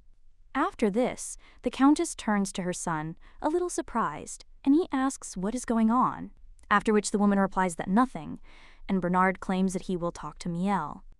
The young lady at this point realizes that Eliza had this face. Meanwhile, the woman turns to her son again, and she tells him not to put pressure on the girl, after which the guy replies that it's okay and tells Miel to follow him. The young lady recalls her grandmother telling her that she might have nothing to lose, but these people might deceive her and then blackmail her. The grandmother's words just won't leave her head, as if she had just told them to her, and she knows that the Count is not deceiving her. After all, he was the first to come to her aid when she needed it most, and not only helped her with work and money, but also found homes for her younger children. She just wants to repay him and live like the nobles. That's why she wants to get at least a little closer to him, and she is also using the Count. When they leave, the guy turns to Miel and says that he hopes she will be more careful in the future. The girl answers his lordship that, of course, because in future she will try harder. The very next day, Preparations began in full swing, and the first thing to do was to restore the Quarto family coat of arms. That is, she was supposed to become a noblewoman again. A little while later, the knight asks what she has to say and if everything is in place. The girl replies that everything seems to be as it should be and thanks Lord Ellison. The young lady also thinks, how could she not be happy? After all, she was told the count would pay off the family debts, but she doesn't really want to see the faces of the debt collectors again. The guy insists she doesn't look very happy, but the young lady smiles and insists she's very happy because it turned out so beautifully. Allison says she doesn't have to pretend. If a girl is worried about debt collectors, then there is no need, because the amount is not that large, so they will quickly sort everything out. The young lady is then shocked and wonders if the amount really isn't that big, and after all, the family has been trying to pay off this debt their whole lives. After which she thinks that maybe she should just let the situation go and be glad that everything was resolved so easily. The guy then claims they're having a roundtable discussion next. The girl is surprised, and he asks if this is where the nobles gather. The guy claims she's become even more gloomy, but the young lady replies that, on the contrary, she's full of enthusiasm. The girl understands that the Round Table is a political advisory body established by the nobility. In reality, its members are noblemen who absolutely refuse to leave the political arena. And their duties include something important: compiling an annual census of nobles. Allison insists that the Quarto family needs the Round Table's approval for next year's nobility list. Miel will have to face them alone, and the boy asks if she can handle it. The girl replies that yes, and she understands that most of the Round Table members won't cause any problems, so the task shouldn't be difficult. She also recalls someone asking if she was the Count's shadow. One of the nobles said he saw her. Well, then someone asked who they were talking about. After which, one of the aristocrats claimed that this girl had been accompanying Count Arctus for several years. But who would have thought that she was from an impoverished, noble family? This man is the Marquis of Romaine. The man asks what else the poor girl had left, since the family was deeply in debt. The girl realizes that this man is the emperor's older brother, and much younger than the other members. This means that he got there not for his exceptional qualities, and at the same time he claims that the honor of a nobleman should not be tarnished by debts. The young lady then answers the Marquis that she has already said that the debts have been paid by Count Arctus. After which he asks if it's true. The nose is interested in whether everything is so simple, and whether they really want to just solve the problem with money, because it seems that the Count is still intoxicated by the glory of a military hero and does whatever he wants. The girl understands that the Marquis has no choice but to make open attacks against the Count, because this is an excellent opportunity to humiliate him. A little while later, she is already leaving, and realizes that she thought that everything would go quickly. But the meeting dragged on, and now she needs to return quickly and also prepare for a meeting with journalists. At this time, someone addresses the Count's shadow, and the girl realizes that it is the Marquis. She also thinks she didn't want to interact with this man any longer than necessary, but then she bows, and the man asserts that Count Arctus means to restore the glory of their family, and the Count of course cares for his people, but he doesn't do it without a reason. Miel understands that he harbors a grudge against the Count and is trying to show his superiority. The girl then claims that the Count's kindness knows no bounds. She also understands that it all has to do with Romion's son, who aspired to be crown prince. But Count Bernard became the hero who defended the country, and Cesario, the one who abandoned Canheim to its fate. People gossiped a lot about this, and naturally, after this, they stopped considering his son for the role of crown prince. After all, he's completely unsuitable for this. The Marquis just laughs at this point, and he says that this scoundrel Bern solves all problems with money, and they say that he refused the princess. And all this is because of another woman, so the man asks if all this is because of her. Of course, apparently he likes quiet girls like her, and he is nowhere near the strong-willed Hilda. And the girl agreed to marry him on the condition that he pay off all his debts and return her title. After which he says that it's not bad, and he would agree to this too, but she's just. The girl then interrupts the Marquis and says that she no longer knows what she expects to hear from her. But she does not intend to speak ill of her superiors, so she asks them to take their hands off her. The man only gets angry after this and cries out at the sheer impudence of this. He wants to cry out again about Bernard. But at the same moment, someone turns to the Marquis and asks if he needs his subordinate for some reason. The main character understands that this is the Count, and the man screams that he will never let her get away with such disrespect. Then he asks who they hire. Bernard asks if he's talking about humiliation, and the man screams out exactly what. After all, he decided to help the lady, and this is how she repaid him. The girl realizes she gave in to her emotions, and this man insulted the Count so she could not restrain herself and created problems for him again. At this time, the Count turns to the Marquis and says that Miel is not like that, because he must have made a mistake. Because the girl would never have insulted such a noble man as he, especially in front of strangers, otherwise she would not have worked for him. So the brunette asks the Marquis if he's sure that's exactly how it happened. The man then insists that they must have completely forgotten that he's a member of the imperial family. After which, he also asks what is it about this woman that they allow her to do so much. The brunette then says that this woman will soon become his wife. The young lady then whispers to His Excellency why he said that, and they wanted to keep it all a secret. The Marquis then turns around angrily and says they'll regret it. The Count claims that he will now go and complain to the Emperor, and her naledi says that then they will have problems. After all, if everything becomes known before the meeting with the journalists, it would be a disaster. The main character also wonders how long he stood there before approaching them, and whether he really heard everything. Well, then she also thinks that if he heard everything, he would hardly have stood up for her, and she doesn't want to hear how her Count is being insulted. After which they stand there, and the young lady begins to feel uneasy. The Count then breaks the silence and says that they need to prepare for the meeting, to which the young lady replies that they certainly do. A little while later, they meet the knights, who ask what brings the Count to the imperial palace. He also sees Lady Miel. So he turns to his lordship and asks if he doesn't have an appointment with Count Calton in the next wing. The brunette notes that he was passing by and that he has an important task for Ellison.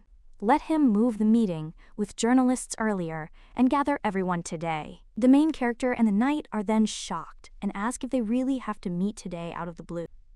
A little while later, the Countess says that there is no control over her son. And how can one change all plans so abruptly? And so what if he knows almost nothing about all the administrative nuances, and she won't even notice that he is her son? At this time, the main character thinks that probably it was because of her that he took everything so abruptly, and apparently he is counting on getting ahead of Ramion. So in her mind, she apologizes to Mrs. Eliza. The woman asks the child what kind of face she has, so she should smile a little, because she's so beautiful today. The maid brings her mistress a mirror and tells her to take a look, and if she doesn't like anything, they'll fix it right away.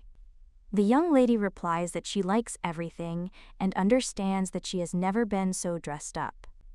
Then the maid claims that today she was prepared in a hurry, but she still did wonderfully, so the latter is afraid, because at the wedding she will definitely be even more beautiful, and she will make a real princess out of her. The girl then understands that she will never understand the full scale, but at that very moment, someone knocks on the door and asks if they are ready, because the meeting will start soon.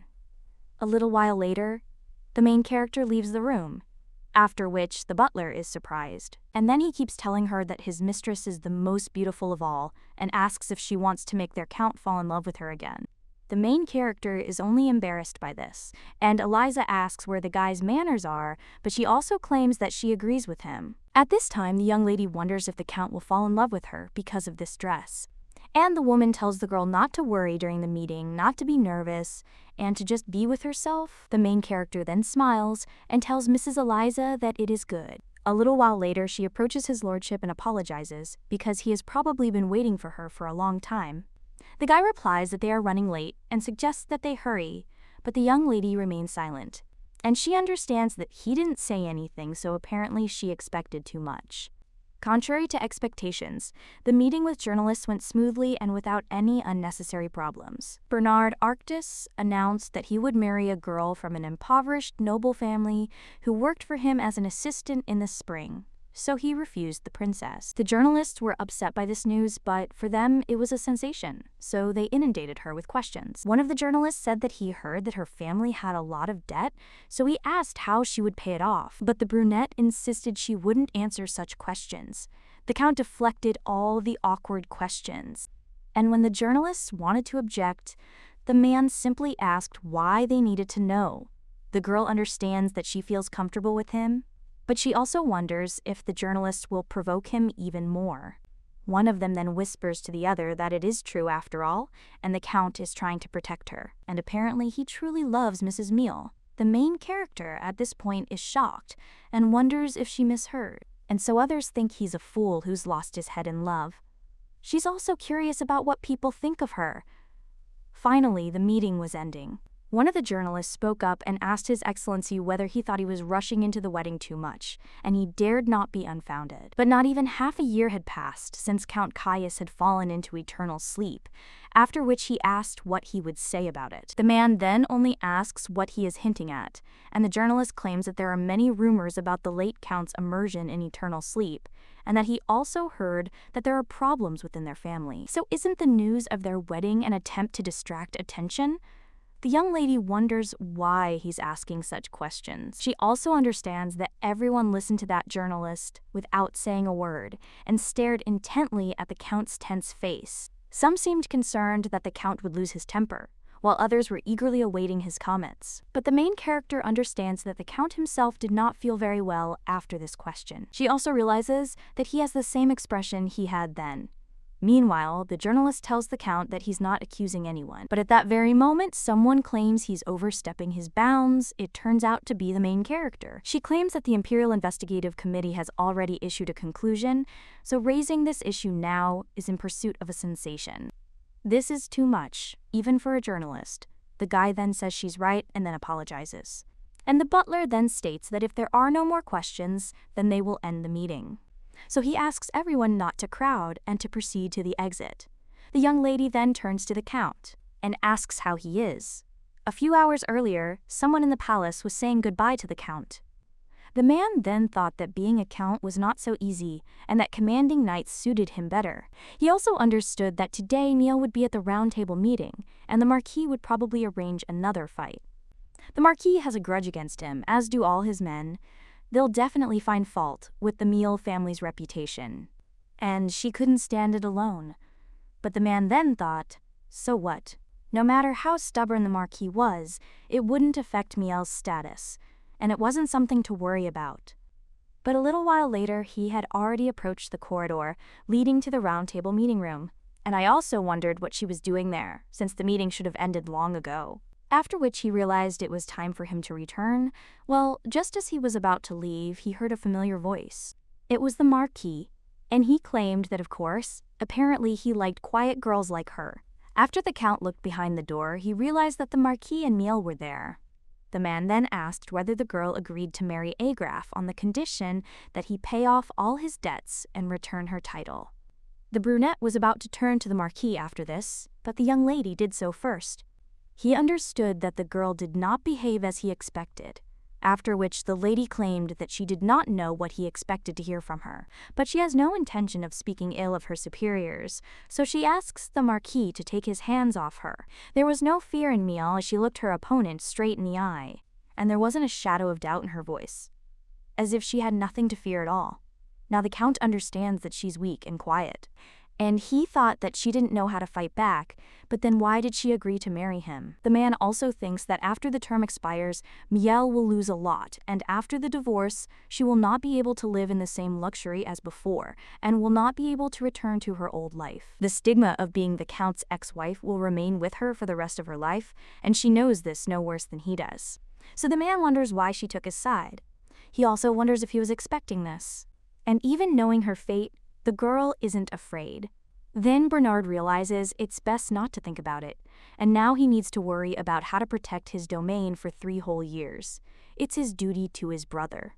At this time, someone addresses his lordship, and the guy sees that it is Miel. He asks if the girl has come for something, and she replies that she had to stay late today, so she apologizes. The brunette also asks why she put her uniform on again, and the young lady replies that the dress is dirty. One of the maids apologized to Lady Miel a little while ago and claimed that she accidentally spilled tea, but the girl said that it was nothing serious.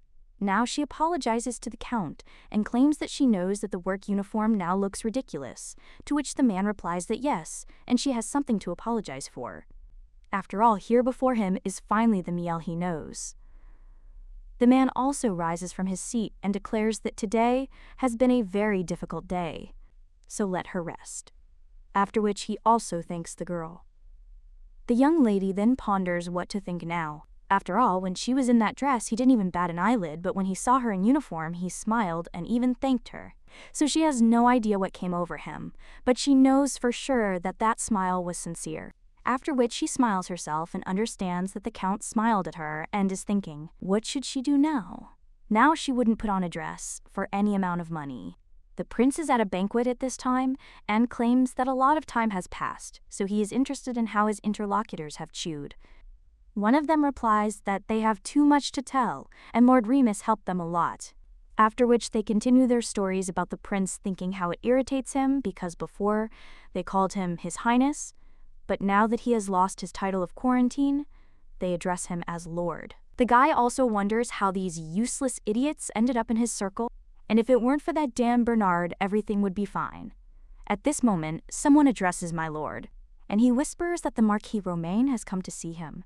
The boy asks if his father has gotten into debt again, after which he tells the butler to call him, but he whispers that the matter is very important, so it is better to discuss it in a private setting. The blonde asks what this matter is, after which the butler replies that it is about Count Arctus. A little while later, the boy approaches his father, who claims that the Count is getting married. But the prince asks what's the point of coming to him to discuss such a trivial matter as someone else's marriage. The man then asks the brat how he talks to his father, but the blonde man merely wonders if this means the Count has chosen some subordinate over Brunhilde.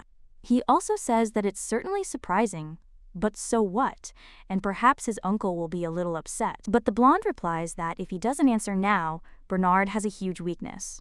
The guy then inquires about this, and the man claims that they are narcissistic civil servants, and, what's more, that she is a refugee and of unknown origin. The very existence of this woman in the Count's life is his great weakness. She completely deprived him of his head, and the guy himself does not understand what he is doing, but he understands perfectly well, so now it is Cererius' turn to act. And isn't he a master of his craft? The guy only smiles after this and asks if the man is talking about Bernard's woman, and that's already interesting. The very next day, news of the Count's wedding appeared on the front pages of every newspaper. Miel Quarto was afraid that articles would appear criticizing the Count, but fortunately none did. But the problem is that a lot of articles have been published that defame Princess Brunhilde. Catherine then screams out why they wrote such things, and made it look like Miel is the princess's enemy. One of the knights claims that this is partly true, and his friend claims that they are rivals for the man's heart. The lady with red hair claims that everything is wrong, and the idea of the engagement is entirely the idea of the imperial family. The princess didn't seem to be personally involved in any way. One of the guys asks if it's true. Another one claims he thought they were in love. Catherine then tells them to ignore those articles. After all, this is all the work of the imperial family, you girl also say. How vile it is to shift all the blame onto Miel alone. Well then, someone claims that no one blames Miel, but it's all about her, and very soon she will become a countess. Catherine replies that it is. One of the knights argues that since they were so close, she will probably be very upset. Or worse, he'll start getting jealous. Catherine then, shocked, asks what they're talking about. One of them asks if they could explain it in plain language. It's because they're very close, and now her status will change dramatically. And the rest of the nobles still didn't accept her. The young man then insists he's extremely jealous, and wonders if he too can marry the Count's daughter. Another one insists he's jealous of His Excellency, and that now nothing will work out between him and Miel. At this time, Catherine is only silent. and understands that no matter what is happening in Miel's life now, she will still remain her friend. A little while later, one of the maids approaches the mistress and states that she will now help her with the bathroom. And if something doesn't suit her, then let the mistress immediately let her know, to which the main character agrees. And the maid suggests that she not be shy and speak as she feels comfortable, to which the main character replies, "Of course." And he asks if this is better. Early in the morning, the girl received a letter from Eliza. The woman invited her to have breakfast together, and a little while ago, the girl asked the butler if they didn't have breakfast there, to which he replied that no, and they were going somewhere else, to the count's residence. The young lady realizes that she thought so, and the entire capital is gossiping about their wedding. This wasn't just an invitation to breakfast from Eliza. The butler asked the lady if she wanted to go, but she knew she had no other choice. The young lady replied that of course she did, and that she simply had to go. Miel understands that this is a public endorsement of her as a future daughter-in-law, and now there is definitely no turning back. One of the maids then approaches Miel and asks if what was written in the morning article is true.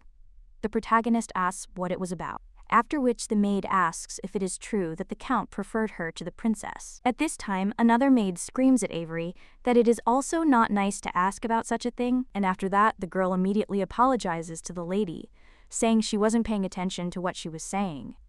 The young lady realizes that this girl is about the same age as Selena, after which she says everything is fine and that the girl shouldn't be scolded. But she also tells the maid to be careful what she says about the princess. And that's her advice. Well, then the main character thinks that the article was published, and she wonders how angry the princess was. But she's the one who's most afraid to read it, after which the girl sighs completely. A little while later, one of the maids asks if the other heard what Miel said. Her interlocutor replies that it's very kind of her, and that their mistress works hard, is kind, and always treats the servants politely. Her brother and sister are also very pretty, and Miel's warmth is immediately palpable. And such warmth arises not at all towards the lady, but rather towards the friend with whom you work. One of the maids then asks if her colleague is really saying that being a countess isn't for her. The other maid replies that she doesn't, but rather that she'd better be more careful in the future and avoid making mistakes like Avery. One of them then asks her colleague if she'd like to live like Miel, fall in love with a rich man, and live like a fairy tale. But Da replies that she doesn't want to, although she wouldn't mind. One of the maids says this girl lives a life where nothing will stand in her way. The maid thinks she understands why Avery is jealous. She wants to be genuinely happy for her mistress, because she's much closer to her than some kind of princess in a castle in the air. A little while later, the countess greets the girl and says that she has probably been preparing for breakfast since early morning, after which he tells her to come in. When they sit down at the table, the woman apologizes for inviting the girl in so early. Well, the main character replies that she knows that this is how it should be, because all the public's attention is focused on them, after which the woman thanks her for her understanding. But she claims that it's not just about that, because she wanted to thank the girl for yesterday. The young lady then remembers that journalist, but then says that she was the count's assistant, or better yet, his lover.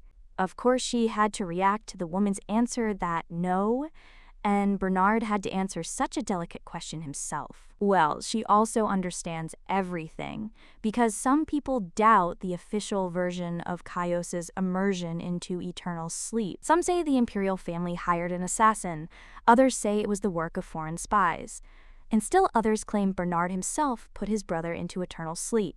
The young lady understands that if Bernard deserved the title of count for his services, his older brother had nothing to brag about, so some people think that the count, blinded by the thirst to obtain the title, may well have plunged his brother into eternal sleep. The woman at this time claims that this is funny, but Bern did not refute anything because he thinks that it was his fault that what happened. The young lady realizes that Lord Kaios has fallen into eternal sleep as a result of falling from his horse. The only odd coincidence was that he mounted Count Bernard's horse that day. The brothers didn't usually exchange horses, and no signs of outside interference were found. But not reacting to the accusations of plunging her own brother into eternal sleep is too much, and the girl wonders if there is really something else that she doesn't know about. But even if she doesn't know everything, she believes in the Count and doesn't want to remind him again of the loss of a loved one. The woman then says that it seems the girl doesn't want to continue the conversation. And that's okay if that's the case. The woman also says that's fine, and she's rushing things too much, so she apologizes. The main character is wondering what she's talking about, and the brunette is wondering if the girl is busy today, because if she doesn't have any important things to do, then they need to go somewhere. As her companion, Kana should help the girl with her appearance, and besides, isn't it time for them to think about her wedding dress? The main character then thinks about her wedding dress and realizes she's getting married soon.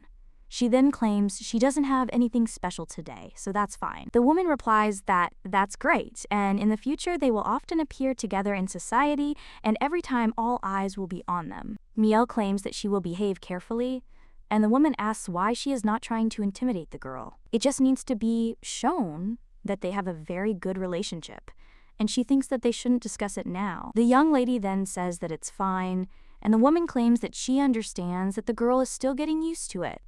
And he doesn't ask her to open up right away, but let her remember that from the very first day. She already thought of her as a member of their family, and that's all she asks of her. The young lady then realizes she thought she was being given a favor, which she shouldn't accept. After which the girl tells Mistress Eliza that it's fine and she thought the same about her. The young lady also understands that it's wrong to shut herself away from Mistress Eliza. When it's all over, no one knows what will happen, but we still need to start getting used to each other. That's exactly what she thought at the very beginning. At this time, a fashion designer named Bellini realizes that she has been given the honor of sewing a wedding dress for the future countess. But she is afraid of something. After all, the count's newlywed bride, who surpassed the princess herself, is an ordinary civil servant. And who would have thought that even in the highest circles people think of their story as a romantic fairy tale? But it is obvious that such a fairy tale is not to everyone's liking. If she sews the perfect dress, she might incur the wrath of Madame Eliza. But at that very moment, someone runs into the atelier and claims that the countess invited Madame Miel to breakfast, and that they just arrived there together. And it seems they're very close, which shocks the girl. Meanwhile, the countess turns to Miel and says the shop may be small, but the selection there is very good. So let the girl feel free to choose any dress she likes. Meanwhile, the designer thinks how lucky she is, because now no one will stop her from sewing the most beautiful dress.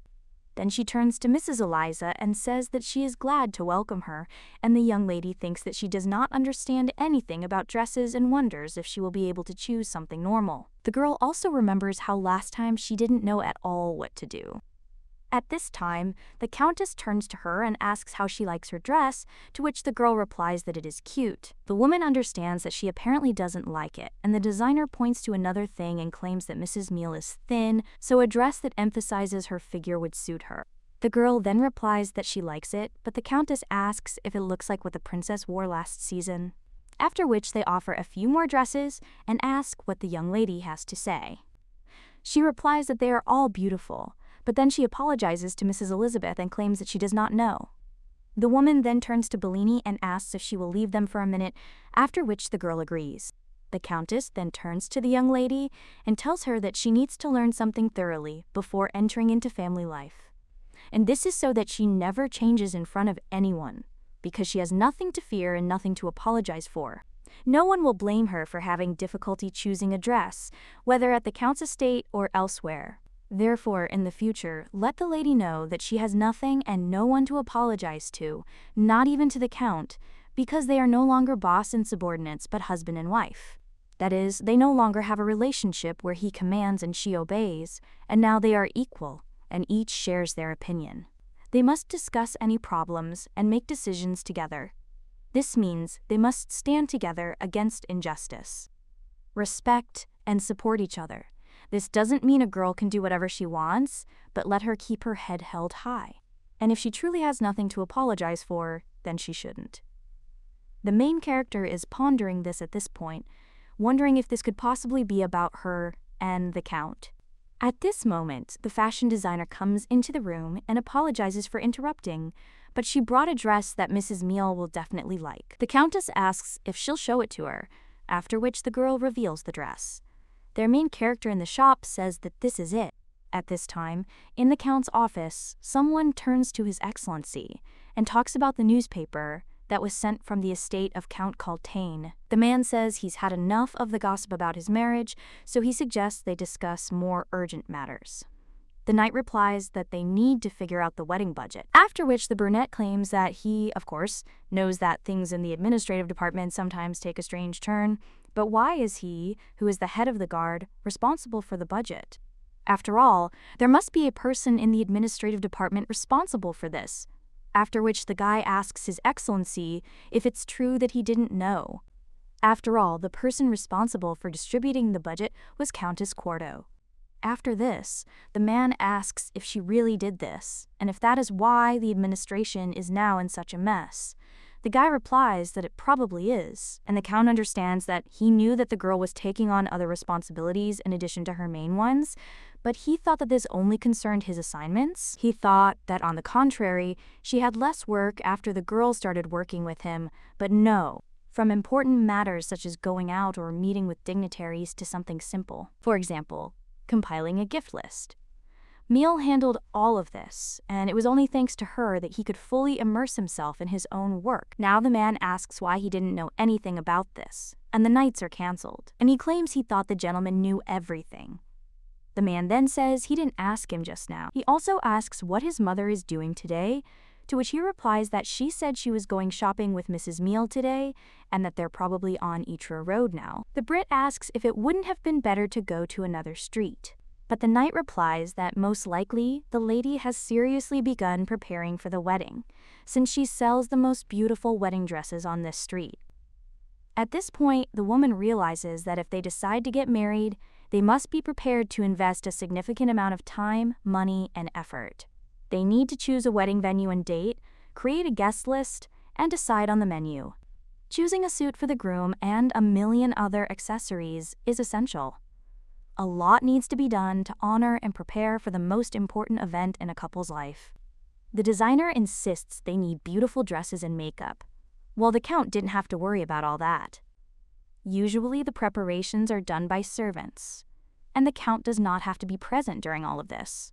Therefore, although the guy was the first to talk about the wedding, he had no idea how to prepare for it. The man also understands that since they are going to have a wedding, Miel must wear a wedding dress. After which he looks at one of them and thinks that it would not suit Miel at all. Well, then he imagines a girl in this dress and gets a little embarrassed, but then he thinks about what he's thinking about. After all, the girl is his subordinate and only carries out his orders. They do this to avoid problems with the imperial family. At this time, someone approaches the guy and he asks if it is his mother. The woman claims that the guy arrived quickly, after which she says that he wanted to talk to her about something, and then he asks if this is really Togo's excuse for seeing Miel. The guy then says he came to talk to his mother, and the woman claims that it doesn't matter why he's there, but he's just in time, because at such moments it's important to choose together with your future husband. She also turns to the young lady and asks if she is ready yet, to which the girl replies that yes. The fashion designer at this time claims that they still couldn't choose a dress. Well, she thinks it's just right. The brunette, looking at the young lady, is a little surprised and then turns to her. The main character, noticing His Excellency, is only embarrassed. Eliza, meanwhile, says it suits her very well and asks what Bernie will say. At this time, the guy looks at the dress and realizes that it bears her shoulders and wonders if it is too revealing. Afterwards, the two exchange glances, and the Count becomes embarrassed. His mother, meanwhile, tells him not to embarrass their fiancé. The man then claims that this dress suits her very well, and the woman asks if the lady heard, and also if she likes this dress, to which the girl replies that yes, she likes it very much. The woman then turns to her son and asks if he likes it, but he replies that the most important thing is that Miel likes it. Eliza asks Bernie if he wants her to try on other dresses, but he replies that he likes this one. The main character understands that in this case, the Count she knows would say that there is no need to waste so much time on this. But for some reason, the Count wasn't acting like himself. The guy insisted he'd go then, and the brunette asked if he'd wanted to talk to her about something. Bernard replies that he stopped by to say that they decided to allocate more money for the wedding so they should get ready and not worry about anything. The woman says this is wonderful news, then turns to Miel and tells her not to worry about money and asks if she wants something special. The young lady says that's good, and she understands. And the woman insists that they'll take the dress then. Time flies. Sienna and Dennis entered the academy without any problems, and they may not immediately get used to the new place, but the girl is very happy that they are finally receiving a good education. He and Eliza began to appear together more often, and people gradually stopped whispering about their marriage. But one day, when the girl was outside the office, one of the workers asked another why he was always following the Countess, leaving him alone. He replied that the Count was very busy, as he had a wedding coming up. But the other one replied that they were doing it, after which he said that if they really had an affair, no one would have even found out about it, so it was some kind of setup. At that moment, the main character enters the room, and the two are surprised. They then ask if it's Miel. The girl just smiles after that, and one of the guys greets her and asks how she's doing and what she's doing there. The young lady replies that she just signed her resignation papers. After which, she goes to her desk, and her colleagues say that they will see each other again then. The young lady realized they were supposed to be pretending to be lovers, or she'd misunderstood something. But since the wedding dress fitting, the Count hasn't appeared again. If people saw them together at least once, there would be less talk, and she thought that they would go somewhere together, for example on a date. Well, the girl thinks why he doesn't come to her, and whether she really gave herself away. The Count also noticed that she had feelings for him and decided not to fulfill the agreement any longer. But even if that were the case, he would definitely have told her about it, because he's probably just very busy. So she'd better think about what she needs to do. The girl realizes she'd arranged for the things to be delivered to Inet Row directly to the Count's estate. She also realizes that she has collected all her things and documents and cleaned out the old house on Tyne Road. Eliza's etiquette classes and wedding preparations are over, so all that remains is to hold the wedding. Well, when the girl goes to bed, she understands that tomorrow is the wedding, and she still hasn't really seen the Count. The lady realizes that she wanted to ask Allison what was wrong with Bernard, but she was afraid that he would suspect something. But now the girl thinks she should have asked after all. And she thought the Count would at least visit her once and tell her they were getting married tomorrow. That's why she's worried and can't sleep. The girl realizes she needs to count sheep, and also to fall asleep at any cost, after which the young lady thinks so, but then instead of a lamb she sees a count. He apologizes to the young lady, and the girl asks if this is really his lordship and why he has horns. The guy replies that he was too busy, and apologizes for not coming to see her. She must have been very upset because she likes him, to which the young lady replies that, yes, she was upset too. She also knows he doesn't feel anything for her, but since they're pretending to be a couple, they could at least have a normal conversation. The guy replies that yes, and maybe he's not that sensitive, so he apologizes for that. And he asks if she will forgive him. At this moment, the girl hears someone speaking to her. Then he realizes she's actually at the table. The butler asks if everything is all right and if the lady is feeling unwell. But the main character replies that everything is fine, because she is just a little worried. The lady also understands that she is somewhere in the clouds and that she had a rather strange dream today.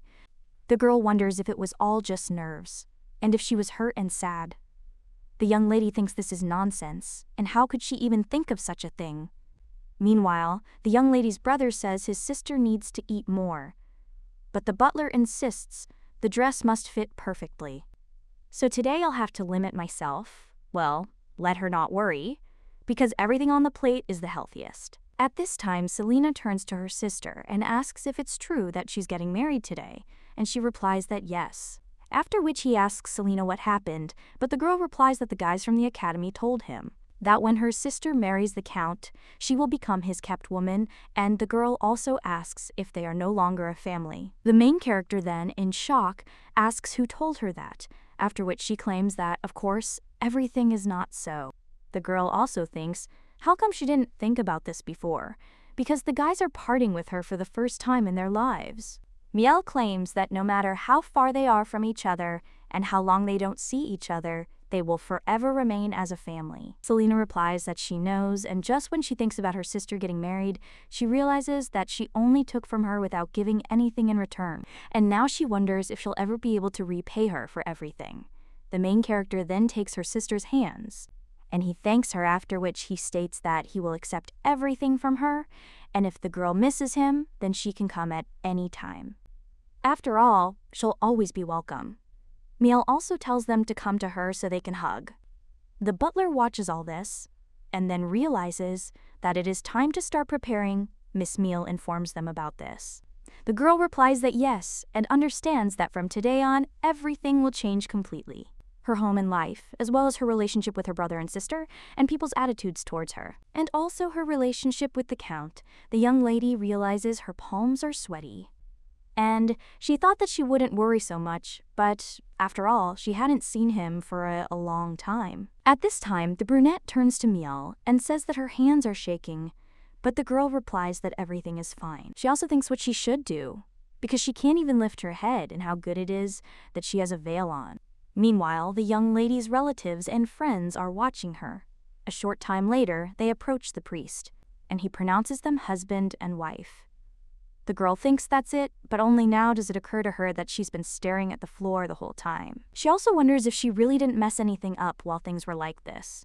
But she didn't even greet the Count properly and even seemed rude to him. So I need to apologize immediately, but at that moment, the guy lifts the veil and then whispers that that's not all. After all, there was a kiss left. The main character then asks in shock what he was talking about. The Count replies that it's a necessary part, since everyone is looking at them now. But the young lady wonders what to do and whether they should really just go and kiss. Her heart is about to jump out of her chest, so the girl thinks that she is definitely sleeping. The Count apologizes to Miel and then kisses her. Miel feels her nervousness vanish, as if it had never been there, and the world around her seemed to disappear. The lady realized she had only ever wanted one thing, and that was for time to stand still, even if only for a moment. After the ceremony, all that remained was the small matter. The Count, deciding she'd suffered enough, said he would bid farewell to the guests. Although they were supposed to do it together and the girl thinks that, to be honest, she's even glad.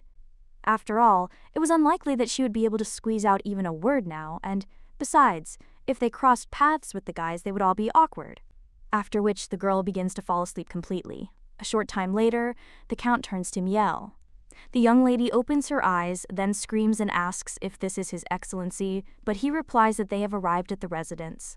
Miel looks around and realizes that she clearly remembers being in the waiting room, after which she wonders how she ended up in the carriage. The brunette claims that he did not want to wake her up and thought that the girl was very tired, so he carried her to the carriage himself. Though he apologizes if he embarrassed her, Miel then cries out with apologies and claims that she's caused him trouble again, but he replies that everything is fine, and it must have been hard for her to prepare for the wedding alone. She thinks that's why he's so attentive. After which she says that, on the contrary, Mrs. Eliza helped her with a lot of things. The guy then says that it is clear, and according to the rules, the first thing he should do is introduce her to the servants, but they are already very tired with her. And it's already late, so he asks if it's okay if they do it tomorrow. The Count extends his hand to the young lady and welcomes her into the house. The protagonist extends her hand in return and realizes that they have finally successfully overcome their first marital difficulty. At least that's what she thought. Well, when they approached the bed, the young lady screamed in shock. Are they really going to sleep together? And the Count suggested that she not shout like that, and that she should not say anything that would arouse the servants' suspicions. Miel wonders if the Count isn't the least bit embarrassed about sleeping with her, and if they'll be sharing a bed. And they even decorated the bedroom with it. The man claims the estate was built a long time ago, so the layout is very different from modern houses, which is inconvenient, but he hopes for understanding. In modern estates, the couple has both separate apartments and a common space. But before, it was considered fashionable to share one room together, and the girl wonders how this can be understood. At this time, the brunette tells her to lie down on the bed because he will sleep on the sofa. Well, the young lady screams out loud, and how can His Excellency sleep on the couch when he doesn't even fit on it, and the guy asks what they should do then. After which, the young lady screams that she will sleep in the chair, and the brunette asks, does she think this is normal? The girl replies that it's a normal place to sleep and that he's the boss, so he's supposed to sleep on the bed. But the guy then suggests that they stop and asks what her opinion of him is. At this time, the maid announces that dinner is ready, after which the man says to bring it in and states that first they need to rest. The main character asks why they suddenly brought wine, and she tells the guy that the wedding went well only thanks to her efforts and he really appreciates it. After all, a girl always works hard. The young lady then thinks, oh, that's it. And it's as if they're at a corporate party. At this point, the brunette asserts that he is really counting on her in the future and asks if she will raise a glass. The young lady then says that she is right and wonders if the Count is always like this. Maybe that is why she likes him. After which, the young lady drinks wine, and the man wonders what they should talk about next. Miel thinks small talk isn't his strong point. After which, she claims that she heard that no one was received in the palace today and there was not even a dinner party. Today only one message was sent from the palace, and this seems like some kind of reproach on their part. But the brunette tells the girl not to think about it, because they haven't made any official statements. After which he asks if she has completely forgotten that they are newlyweds. So let her rest at least today and let the whole bed be in her favor. After this, the young lady just drinks more wine, and the brunette asks if she wants to know something about him. The main character then asks if he is talking about getting to know him. To which the guy replies that it will be easier to pretend to be husband and wife if they know more about each other. Well, if she has nothing to ask, then okay, after which the young lady thinks that she already has enough questions for a whole volume, but most of all she wants to know about whom His Excellency would like to marry then. The guy then asks if she's really interested. The young lady wonders if it was too straightforward, and then says that they are effectively married, and it is not forever. Sooner or later he will still get married for real, and then who would he marry? The guy replies that he had never seriously thought about it before, and, in principle, he never thought that he would get married. And if he does, he'll probably marry someone like her. And she might be effective, but she's still a wife. Therefore, if they had married for the truth, it would hardly have been any different. The main character then asks His Excellency if he's really thought of her that way all this time. The guy then says that Miel has misunderstood everything, and the young lady asks if that means he would marry someone like her. The guy is silent for a bit after this, but then asks if she is already drunk, to which the girl replies that no, she is as sober as a judge. After which the brunette suggests she go to bed. A short time later, the girl is already in bed, and the brunette is on the couch. After which the main character turns to his lordship and tells him to lie down on the bed. The guy asks if she has always been so stubborn, and what kind of husband would allow his wife to sleep on the couch. Afterwards, the young lady suggests they sleep together, which makes him embarrassed. Miel insists the bed is large, and there's enough room for everyone, and also that the servants shouldn't see them sleeping separately. That's why she suggests sleeping together and let him not be afraid, because she won't pester him. The brunette then says that he didn't think she would react so quickly, and a little while later they are already lying in bed.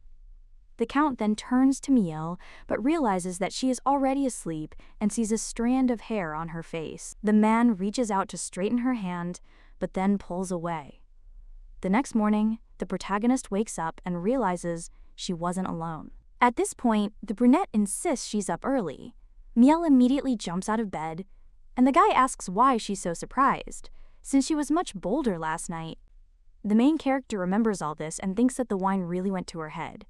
After which the girl apologizes and claims that she had too much wine and did not think about what she was saying. The Count replies that he is used to inconveniences, so if she doesn't mind, he would prefer to continue sleeping separately, to which the young lady agrees, but wonders if he really doesn't see her as a woman at all. And yet, she would have loved to prolong this moment. After breakfast, the Count went for a walk, and she began to manage the estate. Smolenski then turned to his mistress and said it was a great honor for him to continue serving her, and he will show her everything in the estate so she can rely on him no matter what. The young lady then agrees and says that she is counting on Dietrich. The boy then realizes that his mistress has finally begun to speak like a noblewoman and is delighted by it, but the young lady thinks that, in fact, she still can't get used to it. A little while later, they are already walking around the estate, and the girl meets new servants.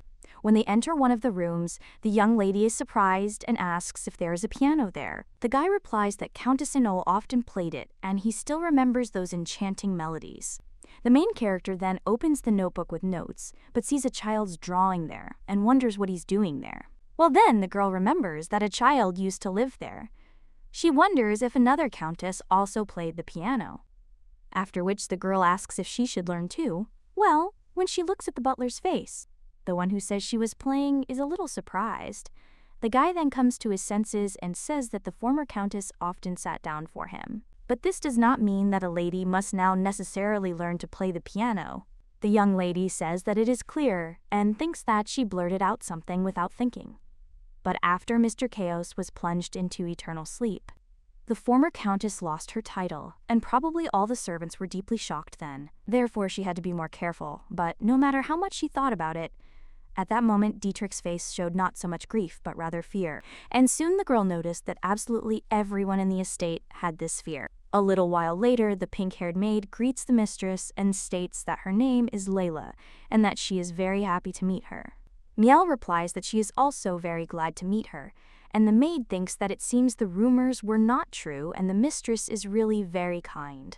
At this time, the butler whispers to the young lady that, it seems, the maids have grown very fond of her and he too is glad to serve her, but let the lady punish him with all severity for every mistake. The main character thinks that God grant her strength, and yet the atmosphere in the estate is quite pleasant, as everyone is still very kind. The girl was afraid that everyone was still recovering from the former count's recent plunge into eternal sleep.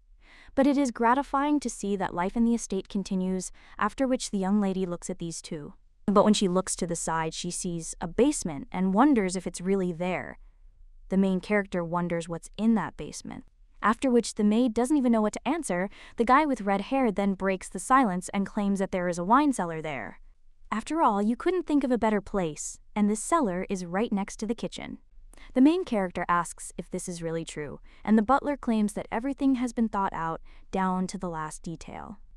After all, they knew how to build estates back then. The young lady then looks at the butler and understands that at that moment, that strange expression flashed across Dietrich's face again, just like that time when he tried to hide something behind a smile. And he had exactly the same expression when she mentioned the former countess. But the girl also wonders why this is so, and what happened in the wine cellar. And more importantly, why is everyone so frightened?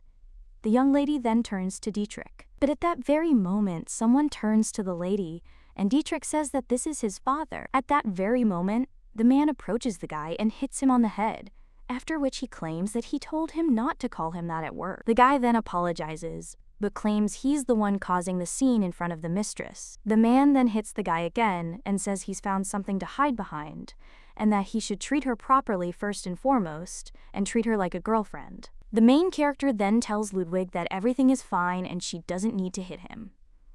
The man apologizes to his mistress and promises that it won't happen again. He also claims he was looking for her to tell her that she had received mail.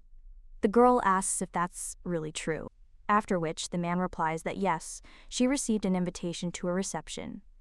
A short time later, the count asks if the girl is talking about Countess Leonore's reception. He also asks when it will happen, to which the young lady replies that in 4 days. And the count sits down next to the young lady and says that she quickly, although she can be understood because she really wants to meet the young lady, and then it's time to start getting ready.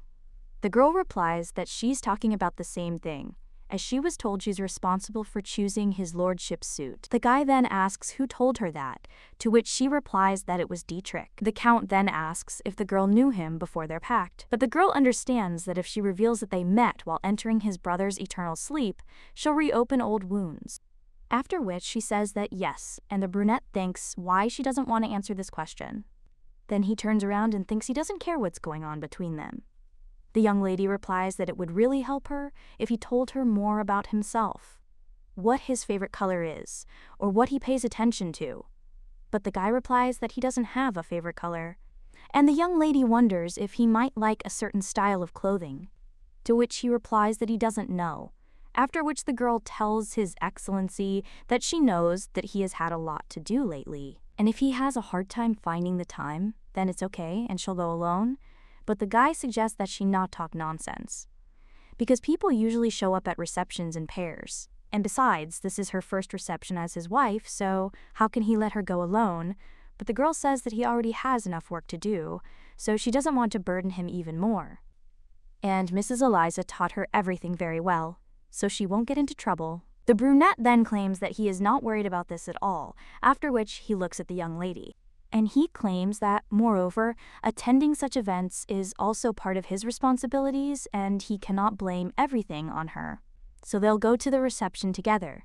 The girl then tries to object but ultimately doesn't. But the Count claims that he cannot say that he likes any particular style, because after all he is a military man, so what could one expect from him? He will be satisfied with anything that suits the occasion, and the main character says that this is understandable. The guy then claims that he doesn't really know much about jewelry either, and that's why he asked her to help him that time. And the main character after this becomes embarrassed and tries to forget that awkward situation, but cries out, "Does he really still remember that incident?" The brunette replies that he is not so shameless as to forget about the people who help him. But, be that as it may, they don't have time to figure out his preferences, so let the girl choose everything herself. And he'll like whatever she chooses, because he trusts her taste. The main character nods after this, and then she even insists that she won't disappoint him. After which they part ways. And the guy, turning to the young lady, realizes that her eyes sparkled so brightly like precious stones. A little while later, the butler asks the young lady if the Count has completely entrusted her with his outfit for the reception. He also claims that he didn't dress up much before. It's enough for the player that his clothes aren't too bright or scented. After which he suggests that the lady do the same, and this time gather the Count based on her taste. The girl then understands that, of course, Mrs. Eliza taught her how to choose jewelry and other accessories, and this is all wonderful, of course. But it is one thing to simply know, and another to have good taste, and besides, she does not know at all what the Count likes. Then the young lady thinks they will do so.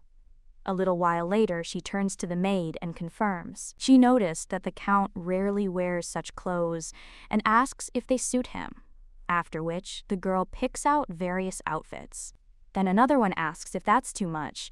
The maid replies that it probably is and suggests saying something a little more subdued. The butler, meanwhile, watches all this with a smile on his face, after which he says that the lady did not get down to business energetically. Miel understands that when she chose the gift at the Count's request, and even when she chose the wedding dress, she was very afraid of making the wrong choice. But now the person she cares about asked her to choose what she likes, and he said to trust her taste. The girl then looks at the shirt and thinks that it probably won't suit him, although anything the Count wears will suit him. And in the end, she settled on a sapphire tailcoat for him and an amethyst dress for her. The Count didn't say anything specific about her choice. He only asked what she would say, to which she replied that it suited him very well, and he thanked her. The young lady understands that this is another moment she will remember fondly. Among other invitations, they accepted Countess Leonore's invitation for several reasons. Firstly, their families are friends, and several generations ago, when the Countess's family was in dire straits, the county did everything to help them, so their families are still on very good terms. Secondly, the Countess is a significant figure in social circles and expected a warm welcome. The woman then says she is honored to welcome them to her party and hopes they enjoy it. She also says that His Excellency is truly as handsome as they say, after which the main character thanks the Countess. She also understands that you never know how sincere everything is with you. There's no better place for her debut as a countess, but she still understands that enemies are everywhere. Some are suspicious of her, and some want to test how she will cope with the role of a countess. And there will always be those who just want to make fun of those who are not from their circle. At this time, the woman says that she remembered this, and asks if Countess Arctis is from Canheim. But she was there as Taras, and she really liked the city, because there is such nature there, though it's such a shame that everything is now in ruins. The girl also asks what the Countess has to say about this, and she wanted to ask if she begged for alms, because the girl heard that when she met the Count. She was a refugee, after which the girl asks if the Countess will tell their love story. The Count then asks how rude one must be to ask such a thing about the young lady, but she only states that yes, and that is all. After all, she begged the Count on her knees to give her at least some work, and they were refugees and were plunging into an eternal sleep from hunger in this city. The woman then asks if that's really true, and she says it so calmly. But the young lady asks if she should behave any differently. Of course, the lady did not want to embarrass her in any way, but one should be careful with such jokes. After all, you should never joke about doubles. When a woman asks what she's suddenly so serious about, she's only trying to lighten the mood. Neil understands that perhaps the first impression of her was different. The girl then looks at the Count and immediately becomes embarrassed, after which she turns away. The boy remembers every time the young lady behaved like this. A little while later, he goes out onto the balcony. The main character turns to His Excellency, and he asks if she has finished talking with the ladies, to which the girl replies that the Countess was extremely polite to her. The girl also claims he seems worried about the situation at dinner, but everything is fine. The guy replies that it's unpleasant to hear such things, but the girl claims that this is part of her duties, after which the guy claims that he also knows what war is.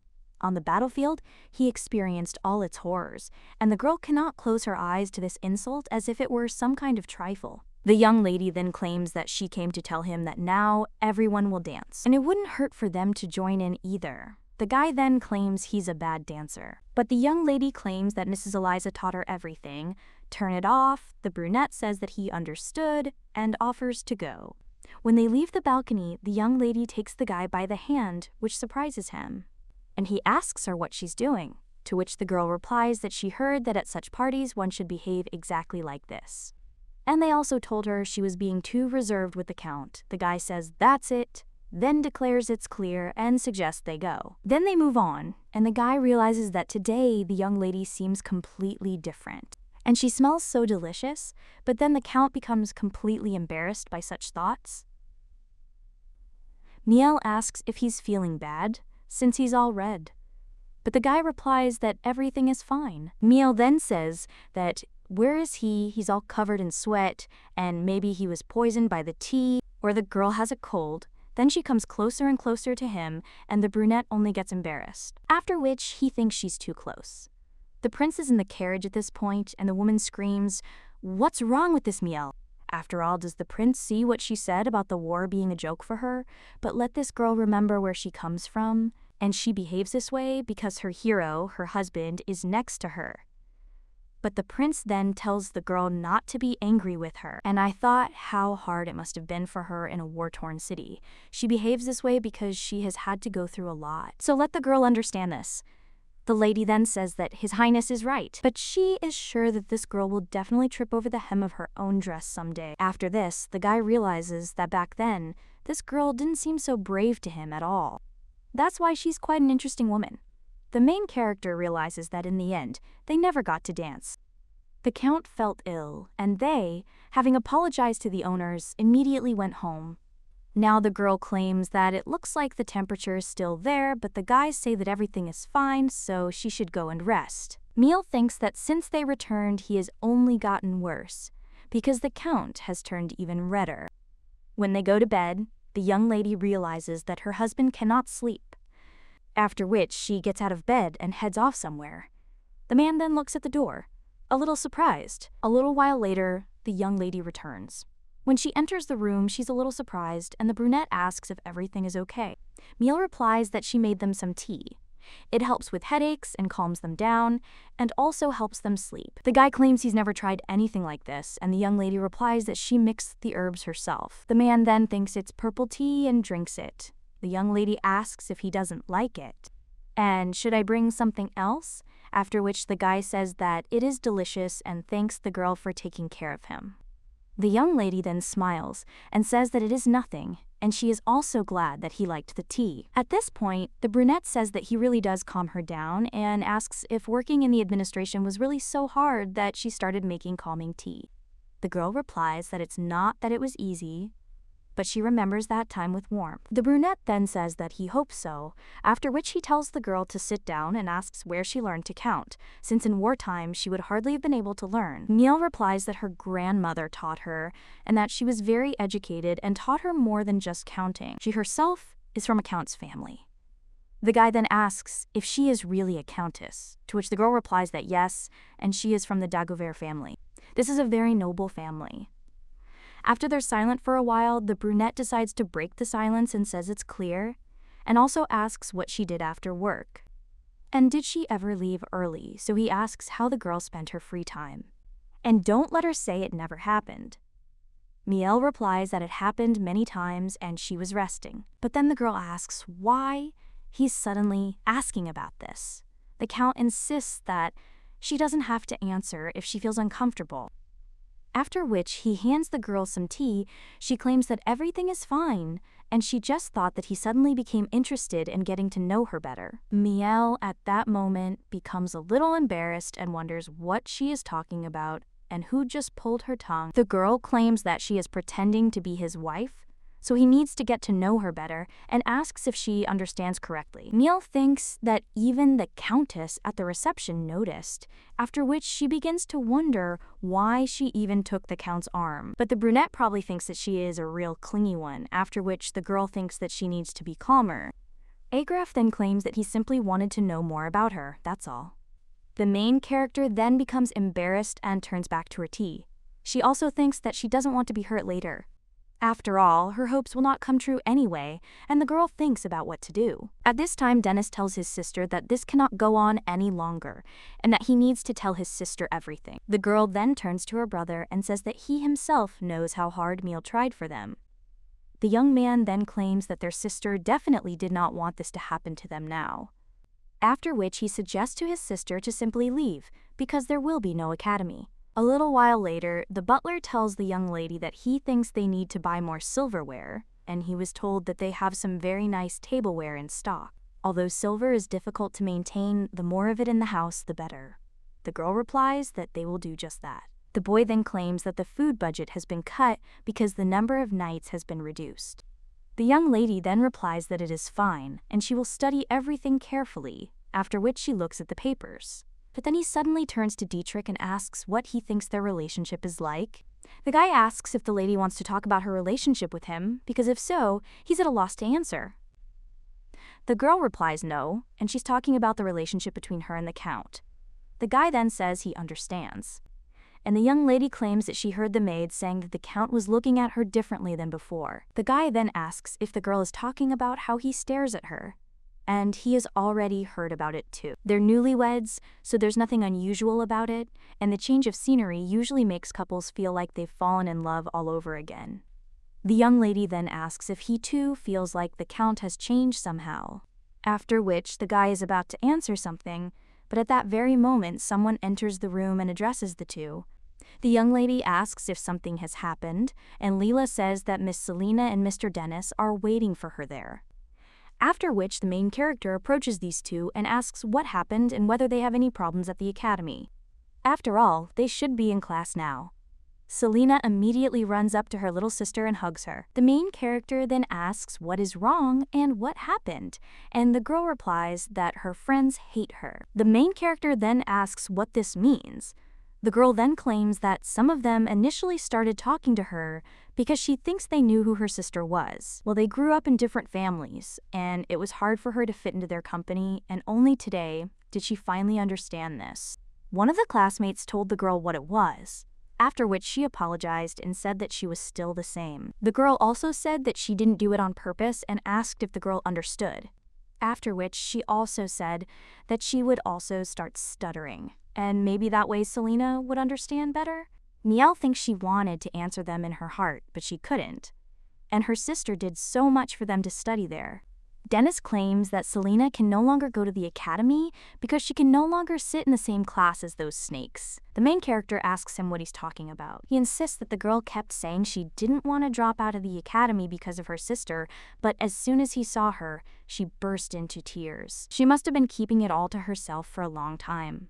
Miel understands that she's a presumptuous noblewoman who has no idea what it means to beg. She endured all the insults directed at her, but her little sister should not have to endure this, and it is her fault because she did not foresee that this could happen. And her little sister suffered because of her selfishness. Now the girl claims she understands that she will pick up her sister's documents from the academy, and then they will decide what to do next. The young man then suggests finding a teacher, and the nth lady asks if he talks about it, after which the guy says yes, and they can afford to hire teachers for every subject. He's also confident they'll teach just as well as the academy. The young woman replies that this is true, but she understands that she cannot make a decision alone since she first needs to consult with the count, after which she thinks it's okay if she asks him about it. The brother then tells his sister that he's not asking her to solve all their problems for them. After all, Today they came simply to talk about the situation, and he wants to protect Selena himself. So he will figure everything out himself. After all, he is her older brother. The main character thinks that she understands how he feels, but he can't cope alone. After which she tells Dennis that, "I need her to solve everything," and they both suffered because of her selfishness. The guy then, shocked, asks what she's saying, since it's not her fault and he's really doing well. The main character then asks if this is really true, after which the guy just looks away. And then he claims that he is always late, and the girl knows, and in general, what a bunch of Count's offspring will do to him. If someone is asking for trouble, he simply doesn't pay attention, so everything is fine with him. And he is more worried about Miel, because things are already hard for her right now, so he doesn't want her to worry about them too. The young lady then asks what it means. It's not easy, because she married the love of her life and doesn't know Igor, so how can she not help them, especially with such a trifle as school, to let them not worry about anything and go home. Dennis nodded in agreement, and he and Selena returned to the mansion on Inez Road. Dietrich dealt with the academy for her. He claimed he had already filed his expulsion form and would soon submit a petition to reduce Mr. Dennis's punishment, as he had been expelled. The main character then asked, shocked, if he had really been expelled, after which she realized that all that was left was to ask the Count to find a teacher for her home, and he helped her arrange for her brother and sister to attend that academy, and now she wants to take them away from there, so the girl thinks whether it's too much to ask him to find private teachers. But a little while later, the man says that it is okay, and the young lady asks if he has made his decision. The guy then asks if he didn't promise that he would help her brother and sister get a good education. And besides, she rarely asks him for favors, and finding a teacher is not that difficult, so she shouldn't worry. The young lady then asks if they can then find teachers for each subject, to which the guy replies that, of course, and that is what they will do. True, the butler says that it will not be easy to find a teacher of etiquette and rhetoric, since usually noble ladies do this, but they are all terribly proud and very picky when choosing students. The brunette claims that he is right, because they will quickly find a lady who agrees to become their companion. The main character replies that this is true, after which the guy suggests asking one of her relatives. And also, tomorrow we'll go together to see the Marquis of Dagover. Well, the young lady will then understand that his family, she turned away from her grandmother. At the funeral, someone said that their daughter was the descendant of a noble family and was suffering in this remote place. Someone else asked why she married that worthless Count Quarto, and she fell madly in love. Someone else said they were unlucky with their son-in-law, and it would have been better if the woman had lived like everyone else, rather than gotten involved with the Quarto family. At least their daughter is trying her best to restore the family to its former glory. At this time, someone says that she is sure that in the end, everything will be fine for them. After which the young lady turns to her mother, and he asks if she's sent the letter to the Count and if they're already on their way. But after that, the woman suggests that Miel never mention those people again. They are heartless people who don't care about their family, and from now on, she suggests pretending that they don't know them. After which I asked the girl if she understood, to which she replied that she did. Now, the main game just sits there, dejected. And the Count realizes that she doesn't look happy, after which the girl asks if the Count thinks that her relatives will be happy to see her. But the man asks if this is not so, after which the young lady claims that she does not know what exactly happened between her grandmother and the Count, but she thinks her grandmother was always waiting for news from her family.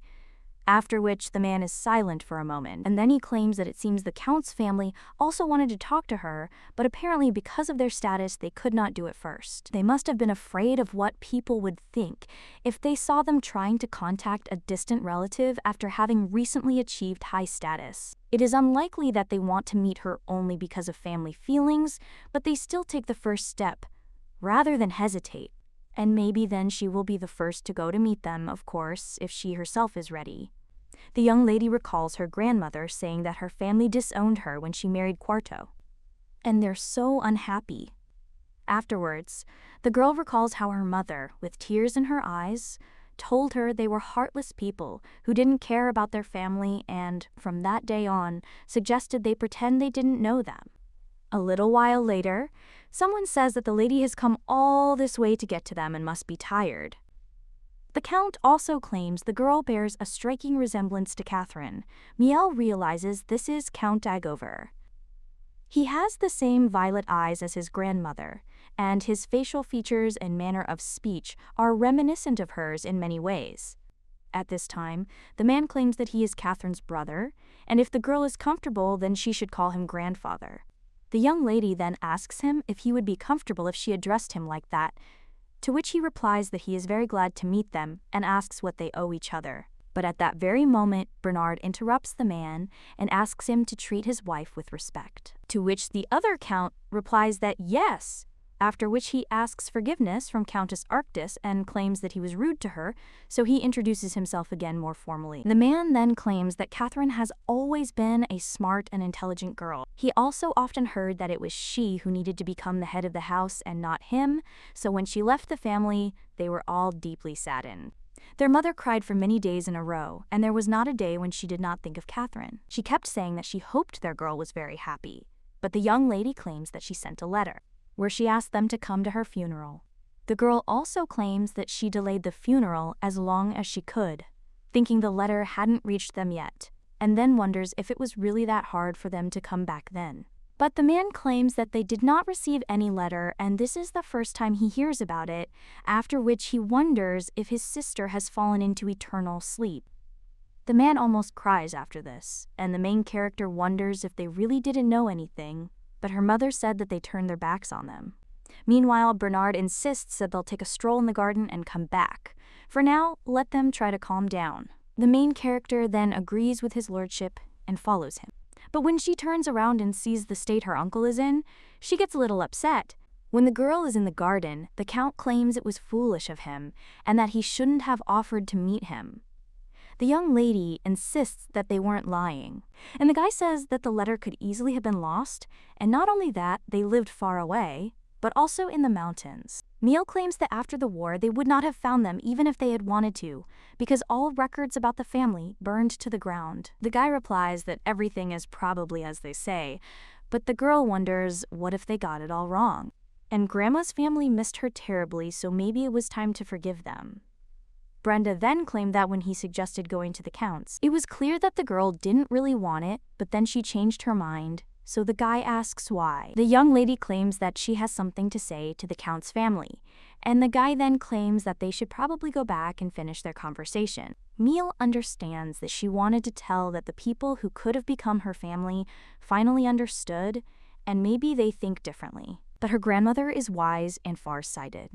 When the young lady is about to open the door, he hears someone claim that this girl is not what they imagined. Therefore, they just need to show more concern, and apparently she behaved this way because they did not show her due respect. Someone else says that she is simply pathetic and wonders why they treat her as if she is someone special, and that it was her grandmother who decided to run away and that they are also to blame.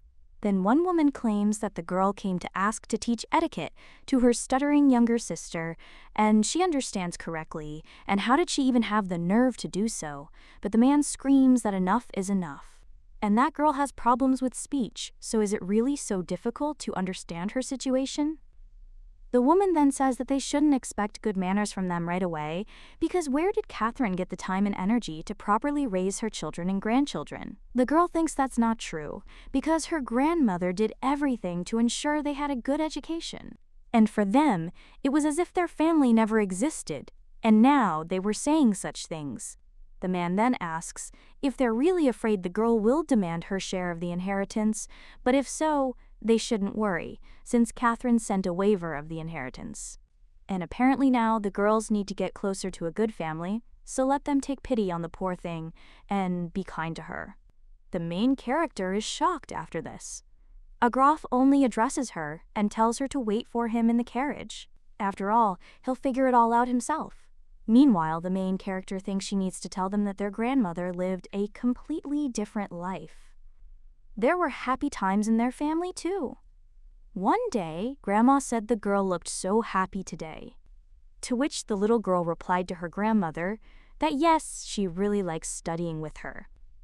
After this, the woman smiled and talked about her granddaughter, saying that she too would teach her everything she knew. Miel recalls how her grandmother wrote in her diary that she did not live up to her parents' expectations and started a family with a man who had nothing to his name. Sometimes she really did come to her senses about her choice, But they had many happy days too, so she lived a happy life. At this moment, the girl heard someone shouting for His Excellency to wait. It turns out it's another count, and he begs them to listen to him too. But the man then asks why he needs to listen to them.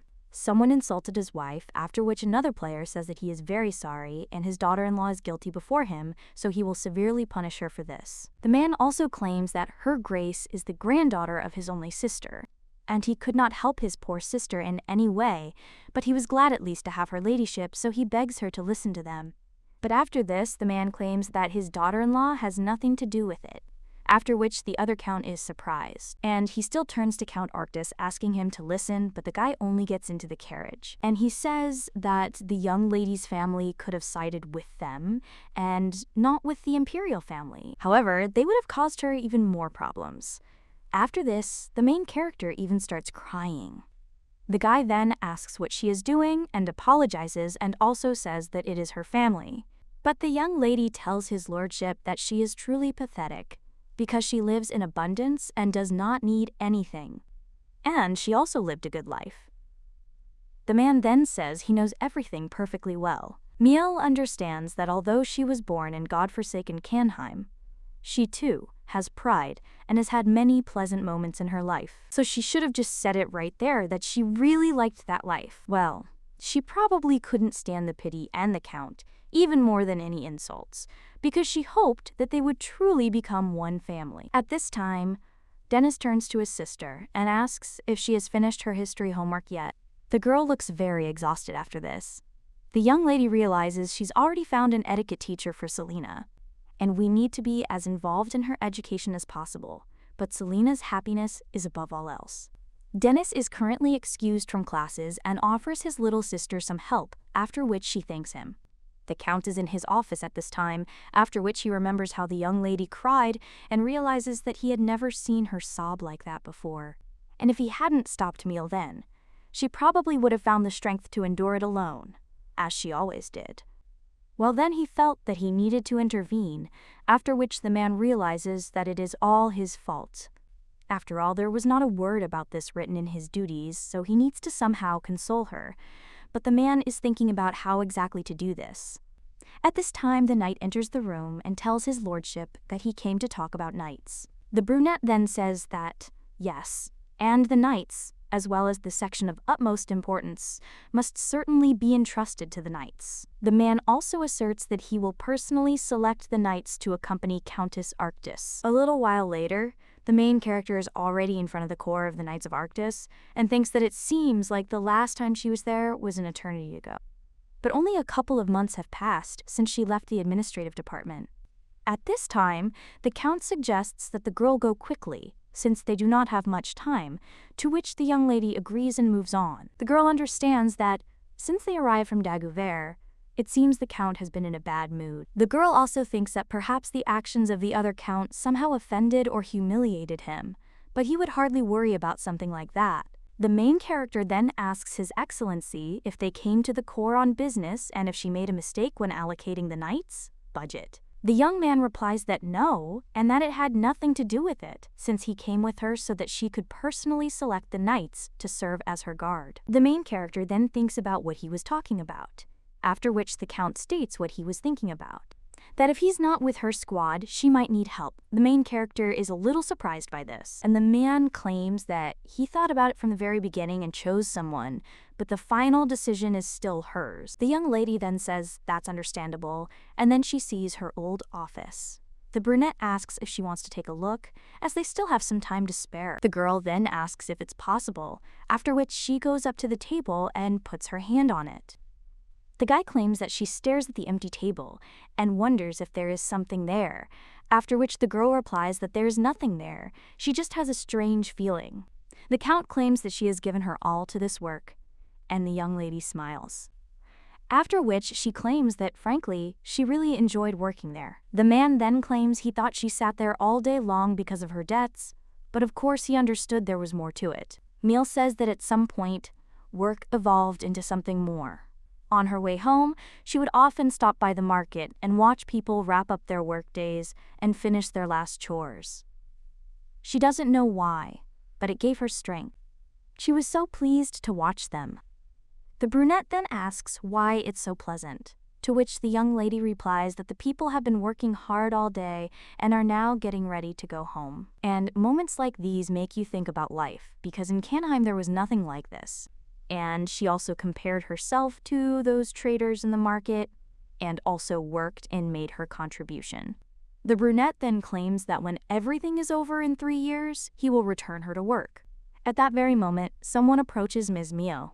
It turns out to be the staff, and one of them says they're so glad to see her again. One of them then asks if the girl is there for the first time since her wedding, and asks how their newlywed is doing, and whether the Count is being kind to her. The girl then whispers to the boys that His Excellency is there too, but another worker insists that she's their youngest and already married.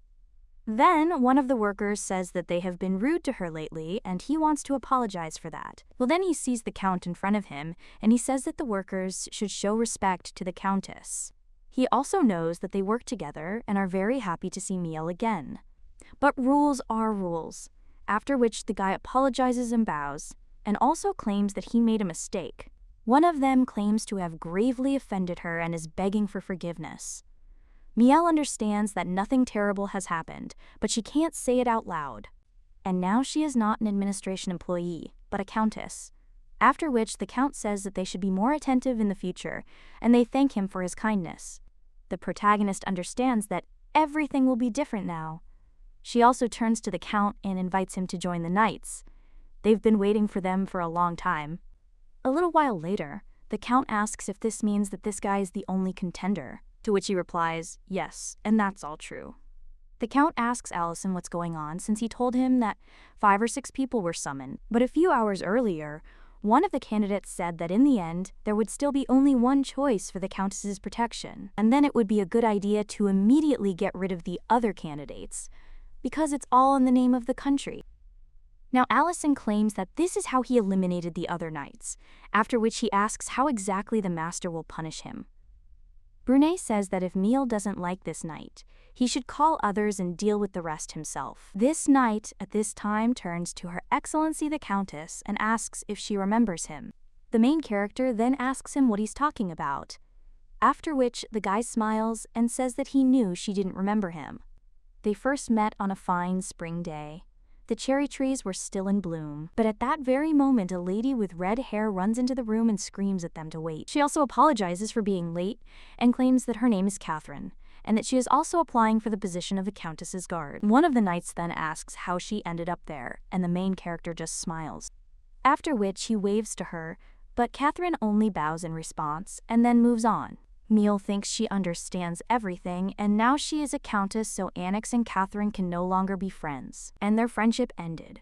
At this point, the knight says that this is his entire story, and he very much hopes that Her Grace will choose him. The girl then says that she needs to think about Allison again, claiming that now it is Lady Catherine's turn. So he asks her to share her expectations and goals as the Countess's guard. The girl replies that it is exactly so, after which she tells Her Excellency that she knows how to handle flowers. The main character is surprised after this and asks if this is really true, but the girl claims that this is not all. After all, from embroidery etiquette to tea-drinking rules, she knows everything a true lady should know. And if something happens, she has excellent self-defense skills and will be her personal servant, who will also protect her. And let the lady not forget that she is the second daughter of Count Leiden and will make an excellent servant. After which she also tells Her Grace that she will be her bodyguard and personal servant. Another knight then says that Catherine is too eager to grab a piece of the pie and that it's unfair. Allison then tells Catherine that he made it clear that she cannot combine 2 positions, after which she asks what her ladyship will say. The girl understands that she knew perfectly well that it would be in Catherine's spirit to offer to become both her guard and her servant. After all, people need to be used as effectively as possible, and she worked as an administrator, so she herself understands how tempting this offer is, and only Catherine, who knows her better than anyone, could agree to such a thing. But the girl then realizes that this is not what she wanted to say, after which she ponders why she thought about it. After all, it's far more important now that Catherine took this step first. The girl then drops to one knee and tells her ladyship that she would be only too happy to be her bodyguard or even an extra servant, and simply wants to be by her side at all times. After all, no matter what happens, her feelings will remain unchanged. The young lady then thinks that Catherine will remain by her side even if their status changes, and she will always consider her a friend, because that's how it will always be. The Count then tells the young lady that he thinks she's already made up her mind, after which the protagonist replies that she is and says she's relying on Catherine. A short time later, she and the Count are walking somewhere, and the man claims they haven't been there in a while. The girl then says she enjoyed watching him and Catherine strolling or exercising together after dinner. The Count claims he didn't know they were so close, after which the young lady smiles and says she's her first close friend in the capital. The man claims he's glad someone like her will be by the young lady's side, and she replies that she's truly very lucky to have her. Besides, in 3 years she'll no longer be his wife, and that would be unfair to Catherine, since she gave up everything to serve her. Well, at least she has somewhere to go back to. The man then says it's clear, and understands that he hadn't thought about it at all, and the young lady insists that they're treating her very badly now, because they're deceiving her. The brunette then says that's right, and it's the same hallway, where they accidentally cross paths on her first day there. The young lady replies that it's true, then asks if he really remembered the guy. He replies that he didn't exactly remember, because it somehow popped into his head, and today the girl made him remember the past. The young lady claims that it's probably all because of the place, after which the man claims that he will definitely make sure that she's accepted back, and that she will return everything that she had to give up. The main character then tells his lordship that it's unnecessary, after which the guy, shocked, asks what she's saying, considering she had to give up everything for this marriage. The girl replies that it's not true, after which she claims that her brother and sister, as well as Catherine, are with her, and she even enjoys her duties as a countess. She will always remember those times fondly, but now something new has come into her life, and the man asks what it is. And the girl replies that this is time spent alone with His Excellency, which surprises the guy, and the main character thinks that even a fool would have guessed now. After which she says that she didn't mean anything like that. And the brunette, shocked, asks if she really enjoys spending time with him, to which the girl replies that of course she really enjoys it, because in fact she really does. But at the same moment, the main character notices one of the windows and wonders if there is a shadow there, after which she asks His Excellency if there is really anyone else in the outbuilding at such a time. The man replies that this is impossible, because they lock the outbuilding in the evenings, and a mouse has gotten in there. At this time, the man who is in the outbuilding is looking at some documents, after which he hears the Count, and the young lady heading there and the Count at the same moment opening the door. But he sees that there's no one there anymore, and the window is open, so he says the man managed to escape. The man then climbs in, and the main character asks what His Excellency is doing, after which he jumps out. The girl immediately runs to the window and asks if he's okay, then screams that she's going to get Lord Allison. At this point, the man sees the same reporter from the press conference lying on the ground, after which he asks what he was doing there and whether he really came for material for new gossip. But he won't find anything, and if he wanted to sniff out something about Caius, everyone has known everything for a long time. So let him dig as much as he wants, but he still won't get anywhere. The man then tells His Excellency that he didn't expect any other answer.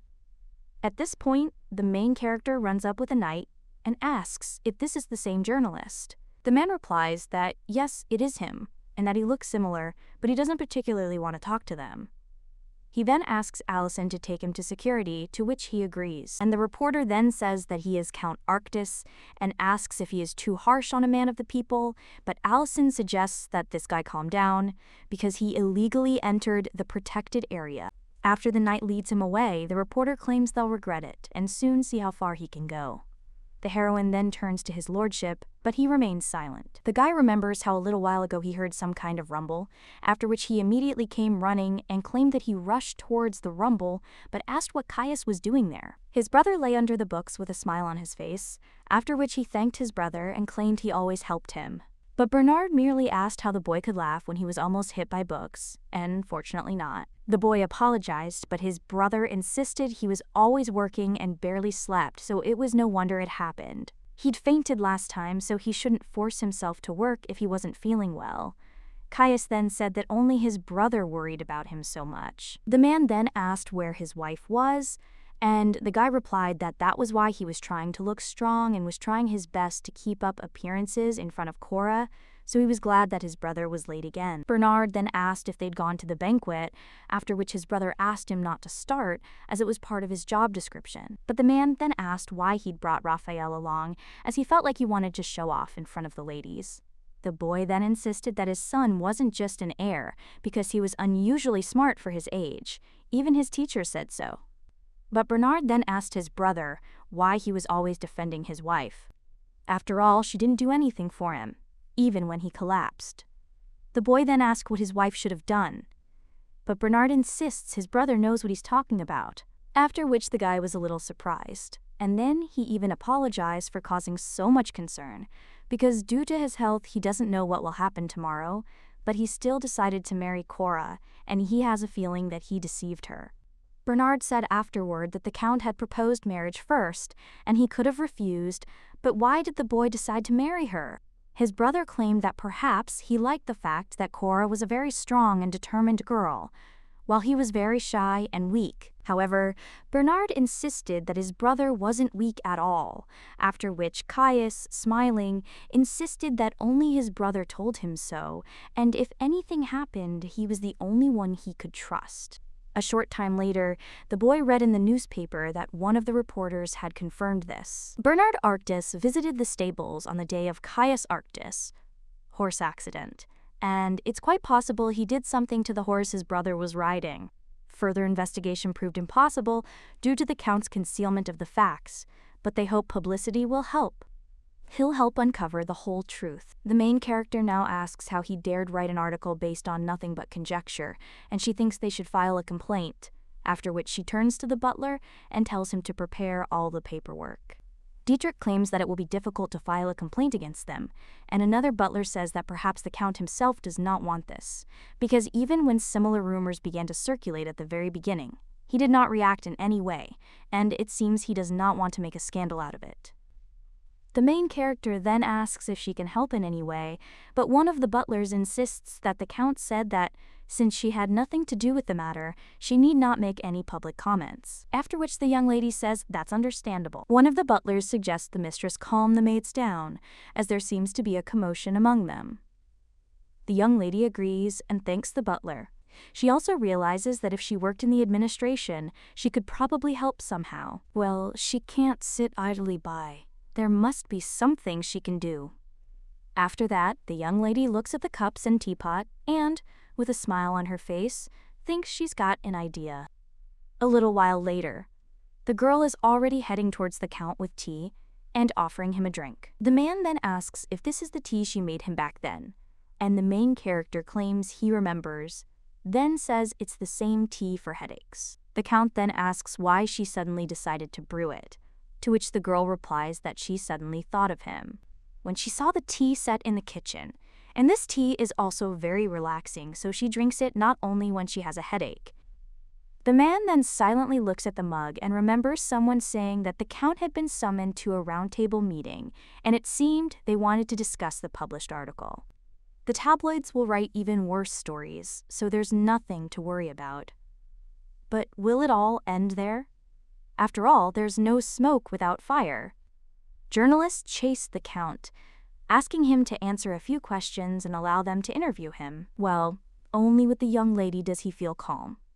The protagonist asks His Excellency how he's feeling, and the young man replies that the tea really does calm him. Miel claims she's glad it helped, after which the guy claims he feels like he can even breathe easier around her, which surprises the young lady and then even smiles. The man thinks, how can this be so strange? His head no longer hurts, and everything that's been bothering him all day now seems so trivial, and he feels so calm. The man also wonders if it's always been so wonderful to sit with someone over tea and chat, but then realizes no, he's happy because Miel is happy, and because she's decided to show concern. He also wonders if Lilia doesn't want to ask anything, after which she remains silent for a moment, and then she claims it's none of her business, to which he replies that she's right. The guy understands that he himself told her not to interfere, and Miel will do as he told her, because she's polite and kind to him for one simple reason. She's his subordinate, nothing else. She can't feel anything for him. These were the only terms they entered into the agreement on, as there were no feelings whatsoever, and now the guy is wondering why he suddenly regretted this point. Then he's completely surprised he even thought about regrets, causing him to drop his mug. The main character is surprised by this, and asks if the Count is unwell or overtired, but he replies that he's fine. The young lady asks if this is true, to which he replies that he said yes, after which she realizes he clearly has feelings for Miel. Only she does not feel the same in response, after which the young lady claims that the Count does not look well, and he turned completely red, after which the guy thinks that his feelings are not mutual.